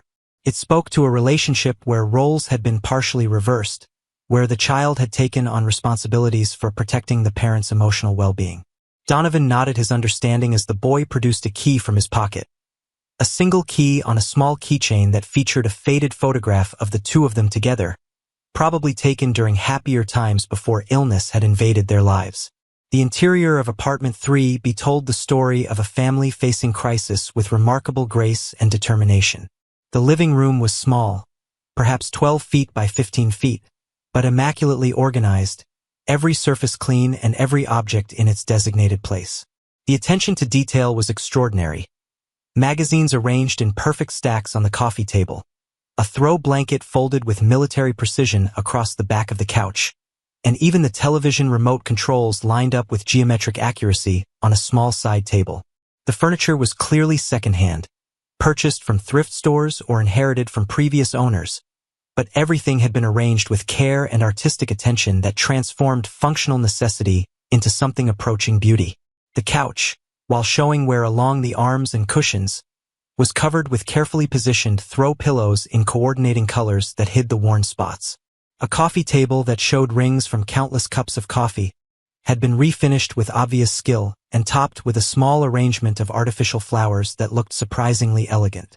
The walls displayed a carefully curated gallery of photographs that chronicled happier times and documented the close relationship between mother and son. There was Ezra as a toddler, grinning toothlessly while being held by a woman who must be his mother, healthy, vibrant, with long dark hair and eyes full of joy. Family portraits showed their progression through the years. Ezra starting kindergarten, celebrating birthdays with homemade cakes, posing in front of Christmas trees that were small but lovingly decorated. A small bookshelf against one wall held an eclectic collection of volumes that suggested someone who valued reading despite financial constraints. Classic literature sat alongside contemporary fiction, children's books were shelved next to adult novels, and several medical information guides about cancer treatment looked heavily consulted, their pages marked with sticky notes and their spines showing the wear that comes from frequent reference. The kitchen, visible through an archway, demonstrated the same meticulous organization that characterized the rest of the apartment. Medications were arranged in a large plastic weekly dispenser on the counter, each compartment labeled clearly with days, times, and dosages written in careful handwriting. A calendar on the refrigerator showed a complex scheduling system. Doctor appointments marked in red ink, work schedules noted in blue, school events for Ezra highlighted in green, and medication timing indicated with small star symbols. Bills and important papers were sorted into clearly labeled folders attached to the refrigerator with magnets. Paid, due this week, payment arrangements made, and insurance appeals. The system spoke to someone who had learned to manage complex financial and medical logistics while fighting a life-threatening illness. "Mama, I am home," Ezra called softly, setting his manila folder on the coffee table with the same care he had shown throughout the day. "I brought someone with me who needs to talk to you." The response came from what must be the bedroom, a voice that carried warmth and love despite obvious fatigue. "Just a minute, sweetheart. Let me make myself presentable for your guest." Donovan heard the sounds of someone moving slowly and deliberately, followed by water running in a bathroom sink and the quiet sounds of someone preparing to receive an unexpected visitor. The delay gave him time to absorb more details about the apartment that revealed the depth of the family's struggle and the remarkable dignity with which they faced their circumstances. On a small table near the window, he noticed a collection of get-well cards from Ezra's classmates, their childish drawings and innocent messages providing touching evidence of the boy's popularity at school. A small stack of library books suggested regular visits despite their circumstances, and a homework station set up at the kitchen table showed school supplies organized with the same precision that characterized everything else in the apartment. When Vivian Blackwood emerged from the bedroom 5 minutes later, Donovan understood immediately why Ezra had warned him about her appearance. Cancer and 8 months of aggressive chemotherapy had transformed what the photographs revealed to be a naturally beautiful woman into someone who looked far older than her 34 years. Her once thick dark hair had been replaced by a colorful scarf wrapped with artistic flair that suggested someone determined to maintain dignity despite physical transformation. Her skin had the pale, almost translucent quality that comes from months of medical treatment, and her frame showed the significant weight loss that accompanied serious illness and aggressive chemotherapy. But despite these physical changes, she moved with grace and carried herself with a pride that spoke to inner strength that had not been diminished by her circumstances.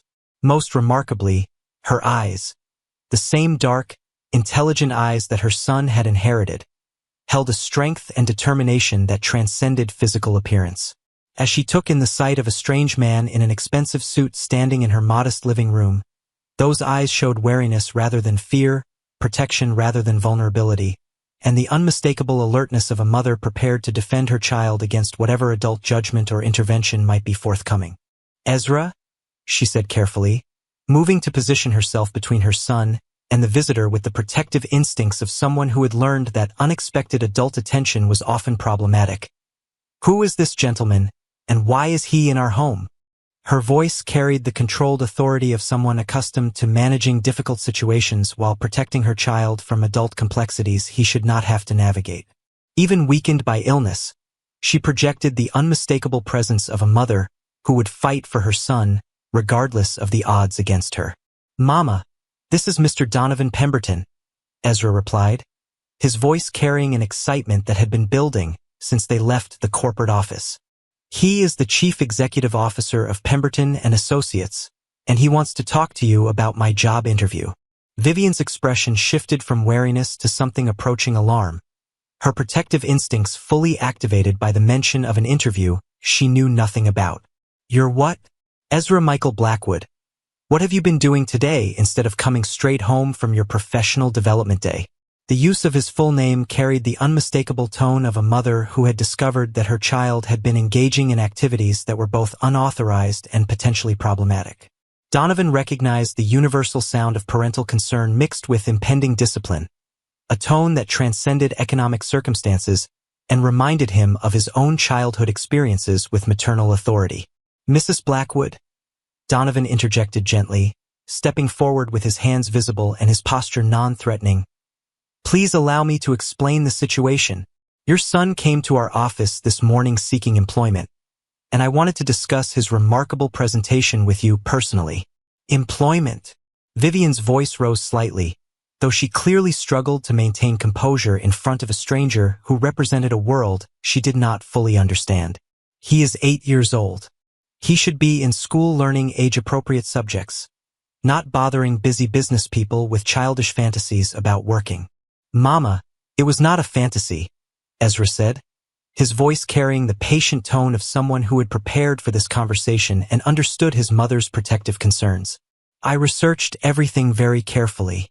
I knew exactly what I was doing, and I had very good reasons." Vivian looked between her son and the CEO, trying to process a situation that seemed to belong in someone else's life. The contrast between her modest apartment and this man's obvious wealth, between her circumstances and his resources, created a cognitive dissonance that made the entire encounter feel surreal. "Mr. Pemberton," she said, her voice carrying both apology and concern, "I sincerely apologize for whatever inconvenience my son has caused your company today. 8-year-olds sometimes have very active imaginations, and I am afraid Ezra has always been somewhat precocious in his thinking. I hope he did not disrupt your business operations or waste your valuable time." "Mrs. Blackwood," Donovan replied, his voice gentle but firm, "your son has caused no inconvenience whatsoever. In fact, he has accomplished something quite remarkable that I have never encountered in 23 years of business operations. May I sit down and explain what happened today?" Vivian gestured toward the second-hand couch, her movements careful and deliberate in the way of someone managing chronic pain and fatigue.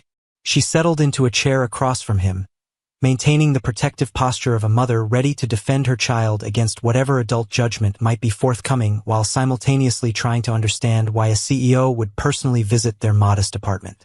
"Ezra applied for a position with my company this morning," Donovan began, choosing his words carefully to convey the seriousness of what had occurred while acknowledging the unusual circumstances.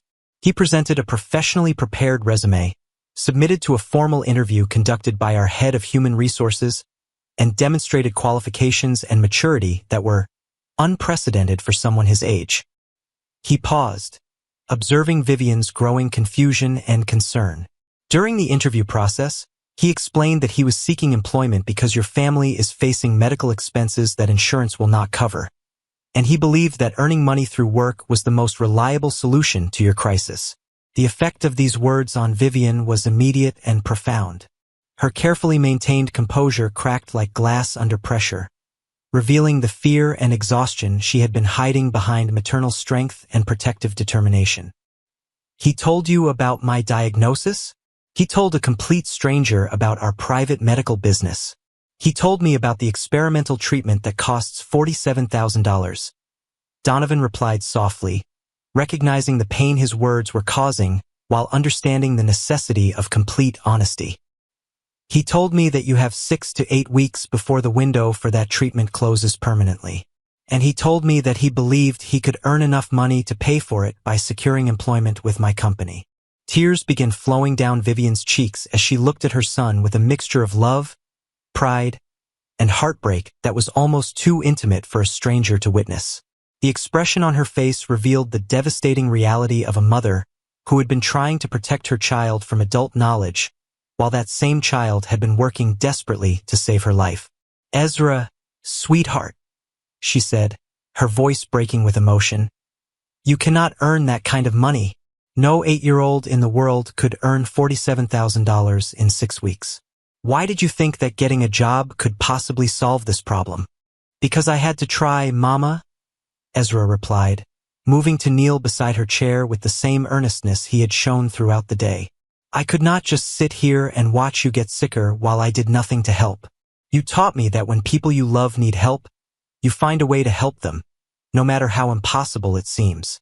Donovan found himself struggling to maintain his own composure as he watched this exchange between mother and son.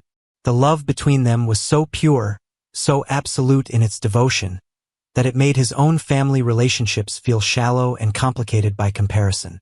Here was love stripped of pretense, circumstance, and material considerations.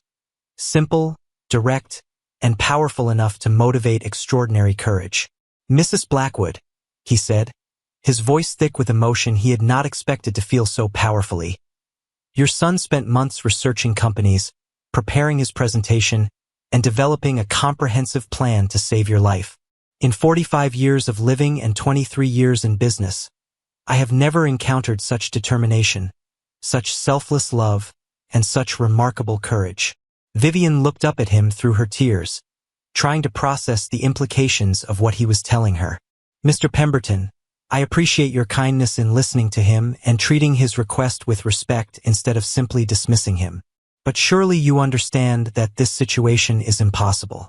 Children cannot solve adult problems, especially problems this large and this complex." "You are absolutely right," Donovan agreed, leaning forward in his chair with the intensity of someone about to deliver life-changing information. "Children cannot earn $47,000 in 6 weeks through traditional employment.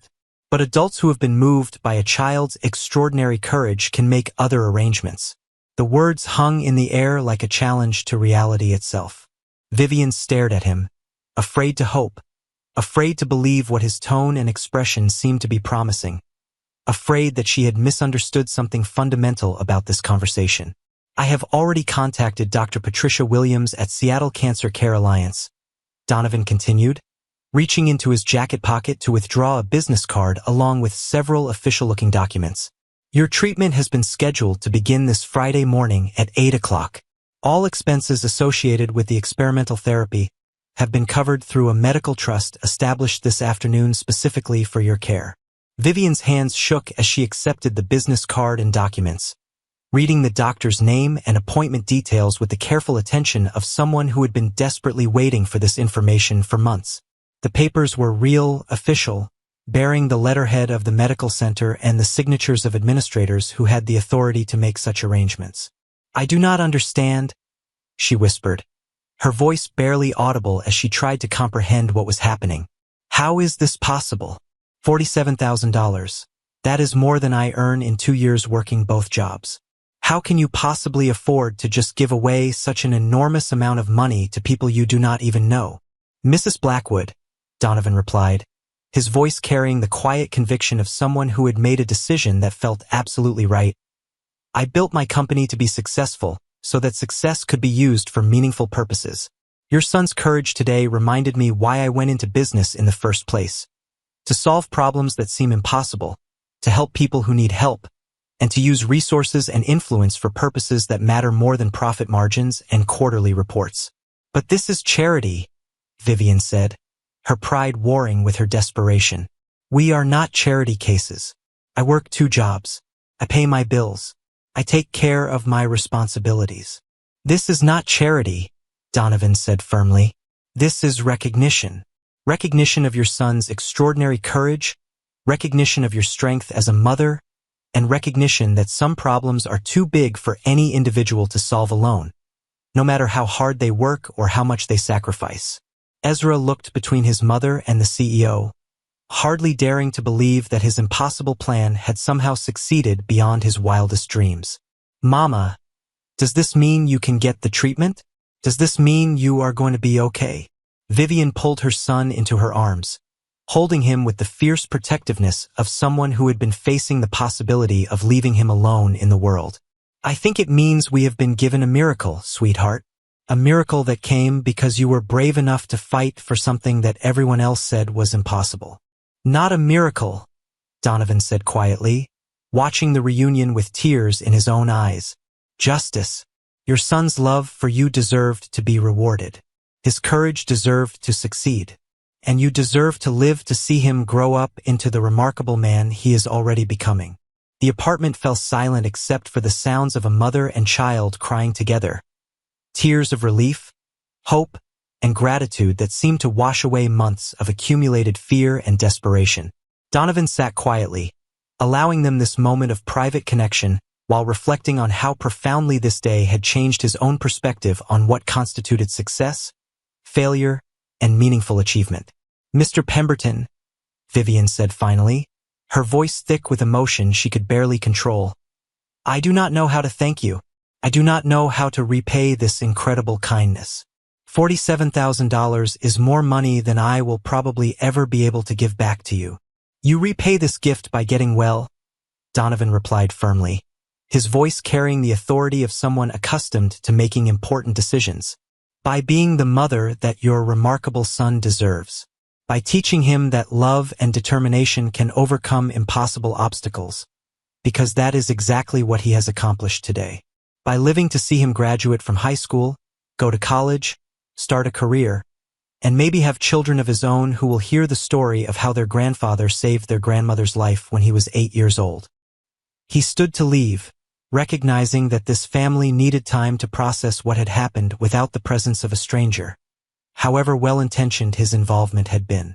Dr. Williams will call you this evening to discuss the complete treatment protocol and answer any questions you might have. All arrangements have been made with the hospital's financial department. You will not receive any bills, any requests for payment, or any administrative complications. Your only responsibility is to focus on getting well. But why? Vivian asked, the question that had been building since he first explained his intervention. Why would you do this for people you do not even know? Why would someone with your resources and responsibilities take time from your life to solve our problems? Donovan paused at the apartment door, considering how to explain a transformation that he was still processing himself. The answer involved his own failures, his own loneliness, and his own need for redemption that he had not fully recognized until today. Mrs. Blackwood, I have a 16-year-old son named Nathaniel with whom I have not been able to connect since my divorce 2 years ago. I have spent those 2 years building walls around my heart to protect myself from feeling too much about anything or anyone. I told myself that business success was enough, that financial achievement was its own reward, and that I did not need deep emotional connections to be happy. He looked back at Ezra, who was still kneeling beside his mother's chair, their hands clasped together with the unbreakable bond that had motivated everything. Your son's love for you broke through every one of those walls in a single afternoon. He reminded me that the most important things in life are not the things we acquire or the status we achieve, but the people we love and the lengths we are willing to go to protect them. Today, an 8-year-old boy taught a 45-year-old man what courage really looks like. He showed me that real success is not measured in quarterly profits or market share, but in the willingness to fight for what matters most, even when the odds seem impossible. The least I could do was make sure that his courage was rewarded and that his love for you was given the chance to succeed. As Donovan walked down the concrete stairs toward his Mercedes, he found himself thinking about his own son and the phone call he would make that evening. If Ezra Blackwood could fight to save his mother with nothing but determination and hope, perhaps a CEO who had forgotten how to be a father could find the courage to rebuild the relationship that mattered most in his own life. The late afternoon sun was breaking through Seattle's persistent cloud cover as he drove back toward downtown, casting golden light across the city skyline and transforming the ordinary streets into something that looked almost magical. For the first time in 2 years, Donovan Pemberton felt like he was driving toward something important rather than away from something painful. Behind him, in apartment 3B, a mother and son sat together on their second-hand couch, holding each other and talking quietly about treatments and hope and the stranger who had transformed their world with a generosity that neither of them fully understood, but both of them would remember and treasure for the rest of their lives. 6 months later, The Seattle Children's Hospital Foundation's annual gala had transformed the grand ballroom of the Fairmont Olympic Hotel into a constellation of crystal and candlelight. The most influential figures in Seattle's business, medical, and philanthropic communities moved through the opulent space in evening attire that cost more than most families earned in several months. Their conversations a mixture of social pleasantries and serious discussions about charitable giving that would impact thousands of lives. But tonight, the attention of everyone in the ballroom was focused not on the usual parade of prominent donors or distinguished honorees, but on a 9-year-old boy in a perfectly tailored navy suit who stood at the podium with the composure of someone decades older than his chronological age. Ezra Blackwood had grown taller in the months since his desperate job interview at Pemberton and Associates, but more significantly, he had grown into his role as the youngest ambassador for the Blackwood Foundation, the charitable organization that Donovan Pemberton had established in honor of the family whose courage had transformed his understanding of what truly mattered in life. "Ladies and gentlemen," Ezra said, his voice carrying clearly through the ballroom's sophisticated sound system, "6 months ago, I thought I understood what it meant to be desperate. I thought I knew what impossible looked like. I was wrong about both of those things." The audience of nearly 300 people listened with the rapt attention typically reserved for keynote speakers with decades of experience. But there was something about this young person's presence, a gravity and authenticity that commanded respect regardless of his age. "I learned that desperation is not just about running out of options," he continued, consulting notes he had written in his characteristic careful handwriting. "Real desperation is about running out of time to help someone you love. And I learned that impossible is just another word for a problem that has not been solved yet by someone who cares enough to keep trying." In the audience, Vivian Blackwood sat at the head table, radiant in a burgundy evening gown that complemented her complexion and highlighted the fact that her hair, now grown back thick and lustrous after months of successful treatment, framed a face that glowed with health and happiness. The experimental immunotherapy had worked beyond anyone's most optimistic projections. Not only was she in complete remission, but her oncologist had declared her one of the treatment's most remarkable success stories. Beside her sat Donovan Pemberton, who had personally ensured that both Ezra and Vivian were honored guests at every foundation event. But tonight, his attention was divided between the remarkable young speaker and his own 16-year-old son, Nathaniel, who was experiencing his first foundation gala and clearly struggling to process the impact that his father's transformation had made on dozens of families. The Blackwood Foundation was created because one person decided that courage deserved to be rewarded. Ezra continued, his voice growing stronger with each sentence. "But what I have learned over the past 6 months is that courage is contagious. When one person decides to do something brave, it inspires other people to be brave too." The foundation had indeed become a catalyst for extraordinary generosity and community involvement. In 6 months, it had provided assistance to 43 families facing medical crises, established scholarship programs for children whose parents were battling serious illnesses, and created support networks that connected families navigating similar challenges. But perhaps more importantly, it had inspired a culture of giving that had spread far beyond its original scope. Employees at Pemberton and Associates had established their own charitable fund, contributing a percentage of their salaries to help colleagues and community members facing unexpected crises. Other Seattle businesses had followed suit, creating a network of corporate social responsibility that had begun to change the city's approach to supporting families in need. "I want to tell you about some of the families we have been able to help," Ezra said, advancing to the next section of his presentation. "There is 7-year-old Maria Santos, whose father needed emergency surgery that insurance would not cover. There is 10-year-old James Patterson, whose mother was facing experimental treatment for a rare autoimmune disease. There is the Washington family, who needed help when both parents were injured in a car accident and could not work for 3 months. Each name represented a story of crisis transformed into hope through the foundation's intervention. But more than that, each case had become a learning experience for Ezra, who had insisted on meeting every family and understanding their specific circumstances. His involvement had evolved from grateful recipient to passionate advocate, demonstrating an emotional intelligence and commitment to service that impressed even the most experienced philanthropists. "What all of these families taught me," Ezra continued, "is that asking for help is not a sign of weakness. It is a sign of love. When you love someone enough to swallow your pride and admit that you cannot solve their problem alone, you are being brave in the most important way possible.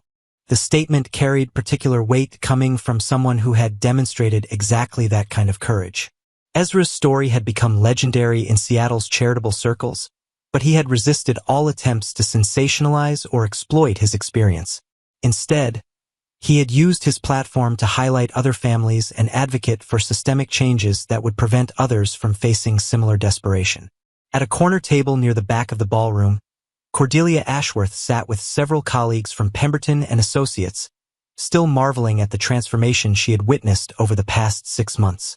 The stern head of human resources had become one of Ezra's most devoted supporters, helping him prepare presentations and teaching him the professional skills that would serve him well as he grew into his advocacy role. "You know," she whispered to Richard Walsh, who was sitting beside her, "6 months ago I thought that interview was the most unusual thing that would ever happen in our lobby. I had no idea it was just the beginning of something that would change all of our lives." Richard nodded, remembering his own initial skepticism and the gradual transformation of his perspective as he watched the foundation's work unfold. "That kid has taught me more about real business leadership than any MBA program ever could. He has shown us what it looks like when you use success for something that actually matters. The foundation has helped more than just the families who received direct assistance," Ezra was saying from the podium. "It has helped all of us remember that we are stronger when we work together than when we try to solve problems by ourselves. It has shown us that the best kind of success is the kind that lifts other people up instead of just making ourselves feel important." The audience responded with sustained applause that felt different from the polite acknowledgement typically given to charitable presentations. This was applause born of genuine admiration for someone who had transformed personal crisis into community service, who had used his own experience to create positive change for others. Donovan found himself thinking about the phone call he had made to his son on the evening after Ezra's interview, the conversation that had marked the beginning of their reconciliation. Nathaniel had been skeptical at first, assuming his father's sudden interest in rebuilding their relationship was another corporate strategy. But when he learned about Ezra's story and saw the genuine transformation in his father's priorities, something had shifted between them. "I used to think my dad cared more about business than family," Nathaniel had confided to a friend just weeks earlier. "But watching him with the foundation, seeing how he treats that kid Ezra and his mom, I realized he just forgot how to show that he cared. He is learning how to be a better person, and that is making him a better father too." Their relationship was still a work in progress, but they now had monthly father-son activities that both of them genuinely enjoyed. Nathaniel had even started volunteering with the foundation, helping with technology and social media outreach that expanded their ability to connect with families in need. "There is one more thing I want to share with you tonight," Ezra continued, his voice taking on a more personal tone that suggested he was about to reveal something particularly meaningful. "6 months ago, I thought the only way to solve our family's problem was for me to get a job and earn money. I was wrong about that too." He paused, looking out at the audience with the same serious expression that had impressed the adults in Pemberton and Associates lobby on that rainy Tuesday morning. "The real solution was not about earning money. It was about learning to trust that there are good people in the world who will help when you are brave enough to ask. It was about discovering that love and courage can create miracles, but only when they inspire other people to love and courage too." The emotional impact of his words was visible throughout the ballroom. Several audience members were openly crying. Others were leaning forward in their chairs, as if they wanted to get closer to this young person who was articulating profound truths with remarkable clarity. "Mr. Donovan Pemberton saved my mother's life," Ezra said, turning slightly to acknowledge the CEO who was sitting at the head table. "But he also saved mine, because he taught me that one person's decision to be generous can change everything for everyone around them. He showed me that real power is not about what you can do for yourself, but what you can do for other people." Donovan felt tears building in his eyes as he listened to this remarkable young man articulate the transformation that had begun with desperation and evolved into purpose. The foundation had indeed changed his own life as much as it had helped others, reconnecting him with his son, providing him with meaningful work that extended beyond profit margins, and surrounding him with people who valued character over wealth. But tonight, I want to talk about someone else who taught me about courage and love, Ezra continued, his voice softening as he prepared to address the person who had motivated everything. My mama, Vivian Blackwood, taught me that fighting for your family is the most important thing you can do with your life. She worked 2 jobs while she was sick with cancer because she wanted to provide for me. She never complained, never gave up, never stopped believing that everything would be okay somehow. Vivian felt her composure wavering as her son's words washed over her. The months since her treatment had been a journey of physical healing and emotional processing that had transformed her understanding of community, generosity, and the interconnectedness of human experience. She taught me that when someone you love needs help, you do whatever it takes to help them, Ezra continued. Even if it means an 8-year-old has to go to a big company and ask for a job. Even if people laugh at you. Even if everyone says what you are trying to do is impossible. The reference to the laughter he had endured brought several members of the audience to examine their own reactions to desperation and need. How often had they dismissed requests for help because they seemed unrealistic? How many opportunities to change lives had they missed because they focused on why something could not be done rather than how it might be accomplished? My mama is here tonight, and she is healthy and strong because the experimental treatment worked exactly the way the doctors hoped it would, Ezra said, his voice filled with joy and gratitude. But she is not just here as someone who was helped by the foundation. She is here as someone who now helps other families navigate the same challenges we faced.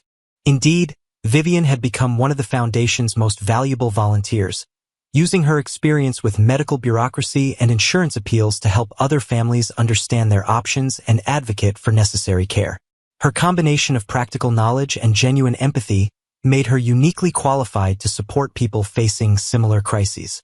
6 months ago, I was a kid who was trying to solve an adult problem, Ezra said, beginning to move toward his conclusion. Tonight, I am still a kid, but I am a kid who understands that the best adult problems are solved when adults and children work together, when people with resources share them with people who need them, and when everyone remembers that the most important things in life are not things at all. The audience rose in a standing ovation that seemed to emerge spontaneously from every corner of the ballroom. But this was not applause for a performance. This was recognition of authentic wisdom delivered by someone who had earned the right to speak about courage, love, and the power of community through lived experience. As the applause continued, Ezra smiled and stepped away from the podium, walking directly to his mother's table where Vivian stood to embrace him with the fierce pride of someone whose child had just articulated truths that most adults never learn to express. I am so proud of you, sweetheart, she whispered in his ear as the ovation continued around them. Not just for tonight, but for everything you have become. I learned it all from you, Mama, Ezra replied, his 9-year-old voice carrying the same serious tone that had impressed corporate executives 6 months earlier. You taught me that love is the strongest thing in the world. Donovan rose from his own seat and approached the mother and son who had changed his life so profoundly. Ezra, that was remarkable. You have a gift for helping people understand what really matters. Thank you, Mr. Pemberton, Ezra replied, shaking hands with the same formal precision he had demonstrated during his job interview. But I think the real gift is having people around you who believe in doing good things. That makes everything else easier. As the gala continued around them, guests approached throughout the evening to meet the young speaker and learn more about the foundation's work. But the most meaningful conversation occurred near the end of the evening, when Nathaniel Pemberton finally worked up the courage to introduce himself to the boy who had inadvertently helped repair his relationship with his father. Ezra, Nathaniel said, approaching with the awkward formality of a teenager meeting someone whose reputation had preceded him. I am Donovan's son, Nathaniel. I just wanted to say thank you for what you did for my family. What I did for your family? Ezra asked, genuinely confused by the statement. You helped my dad remember how to care about things that matter, Nathaniel explained. Before he met you, he was just working all the time and never really talking to me about anything important. But after he started the foundation, everything changed. We spend time together now, and he acts like he actually wants to be my father instead of just someone who pays for my school and stuff. Ezra considered this information with the same analytical attention he had brought to researching companies months earlier. I think your dad was always a good person, Nathaniel. He just needed to remember what it felt like to help someone who really needed help. That reminds you of why you wanted to be successful in the first place. The wisdom in this observation impressed Nathaniel almost as much as it had impressed his father. Here was someone nearly 7 years younger who understood family dynamics and human motivation with remarkable clarity. Maybe we could be friends, Nathaniel suggested. I mean, if you want to, I could help you with foundation stuff and you could, I do not know, teach me how to be brave like you are. I would like that very much, Ezra replied with the same sincerity that had characterized all his interactions with adults. But I think you are already brave, Nathaniel. It takes courage to forgive someone and give them a chance to be better. That is what you did with your father. As the evening wound down and guests began to depart, the impact of Ezra's presentation lingered in conversations throughout the ballroom. Charitable commitments that night exceeded the Foundation's most optimistic projections, but more importantly, the event had inspired a dozen other organizations to examine their own approaches to community service and family support. Later, as Donovan drove Vivian and Ezra back to their apartment, they had moved to a larger, more comfortable unit in the same building, maintaining their community connections while improving their living situation. He reflected on the transformation that had begun with an 8-year-old's desperate job application. Ezra, he said as they approached Beacon Hill, do you ever think about what you want to be when you grow up? I used to think I wanted to be a businessman like you, Ezra replied from the passenger seat, where he sat with the same careful attention to his surroundings that had characterized his first ride in the Mercedes. But now I think I want to be someone who helps families stay together when things get scary. Maybe a social worker or someone who works for a foundation, or maybe someone who starts new organizations that solve problems no one has figured out how to solve yet. That sounds like exactly the right kind of work for someone with your talents, Vivian said from the back seat, her voice filled with the contentment of someone whose greatest fears had been replaced by limitless possibilities. The most important thing, Ezra continued, is that I want to remember what it felt like when we needed help and could not find it anywhere. I want to make sure other families do not have to feel that scared and alone. As they pulled up to the Beacon Hill apartments, Donovan marveled at how the building looked different to him now than it had 6 months earlier. Then, it had seemed like evidence of economic inequality and social problems. Now, it looked like a community where people supported each other, where dignity existed independently of financial circumstances, and where extraordinary courage could emerge from the most unexpected sources. Mr. Pemberton, Ezra said as they prepared to get out of the car, thank you for everything you have done for our family, but mostly, thank you for showing me that when good people work together, impossible things become possible. Thank you, Mr. Blackwood, Donovan replied, using the formal address that had become a cherished tradition between them. Thank you for teaching a successful businessman what real success actually looks like. As mother and son walked toward their building, Donovan watched them with the satisfaction of someone whose life had been fundamentally changed by an encounter he could never have anticipated. The foundation would continue its work, helping families and building community connections that strengthened the entire city. His relationship with Nathaniel would continue to deepen as they found more ways to serve others together. But perhaps most importantly, he had learned that the most profound transformations often begin with the simplest acts of courage, like an 8-year-old boy who loved his mother enough to walk into a corporate office and ask for the impossible. The rain had started again, Seattle's gentle autumn precipitation that would continue through the winter months. But as Donovan drove back toward his downtown penthouse, the weather felt less like an obstacle and more like a baptism, washing the city clean and preparing it for whatever acts of courage and compassion the next day might bring. In apartment 3B, Vivian tucked her son into bed with the same bedtime ritual they had maintained throughout their darkest months and their brightest celebrations. As she kissed his forehead and turned off the lights, Ezra whispered the words that had become his nightly prayer. Thank you for helping me save Mama, and please help me find ways to save other families too. 6 months later, the impossible had become routine, desperation had been transformed into hope, and a child's love had created ripples of positive change that would continue expanding for years to come. The little applicant had indeed gotten his job. Not the one he had originally sought, but the one the world needed him to have.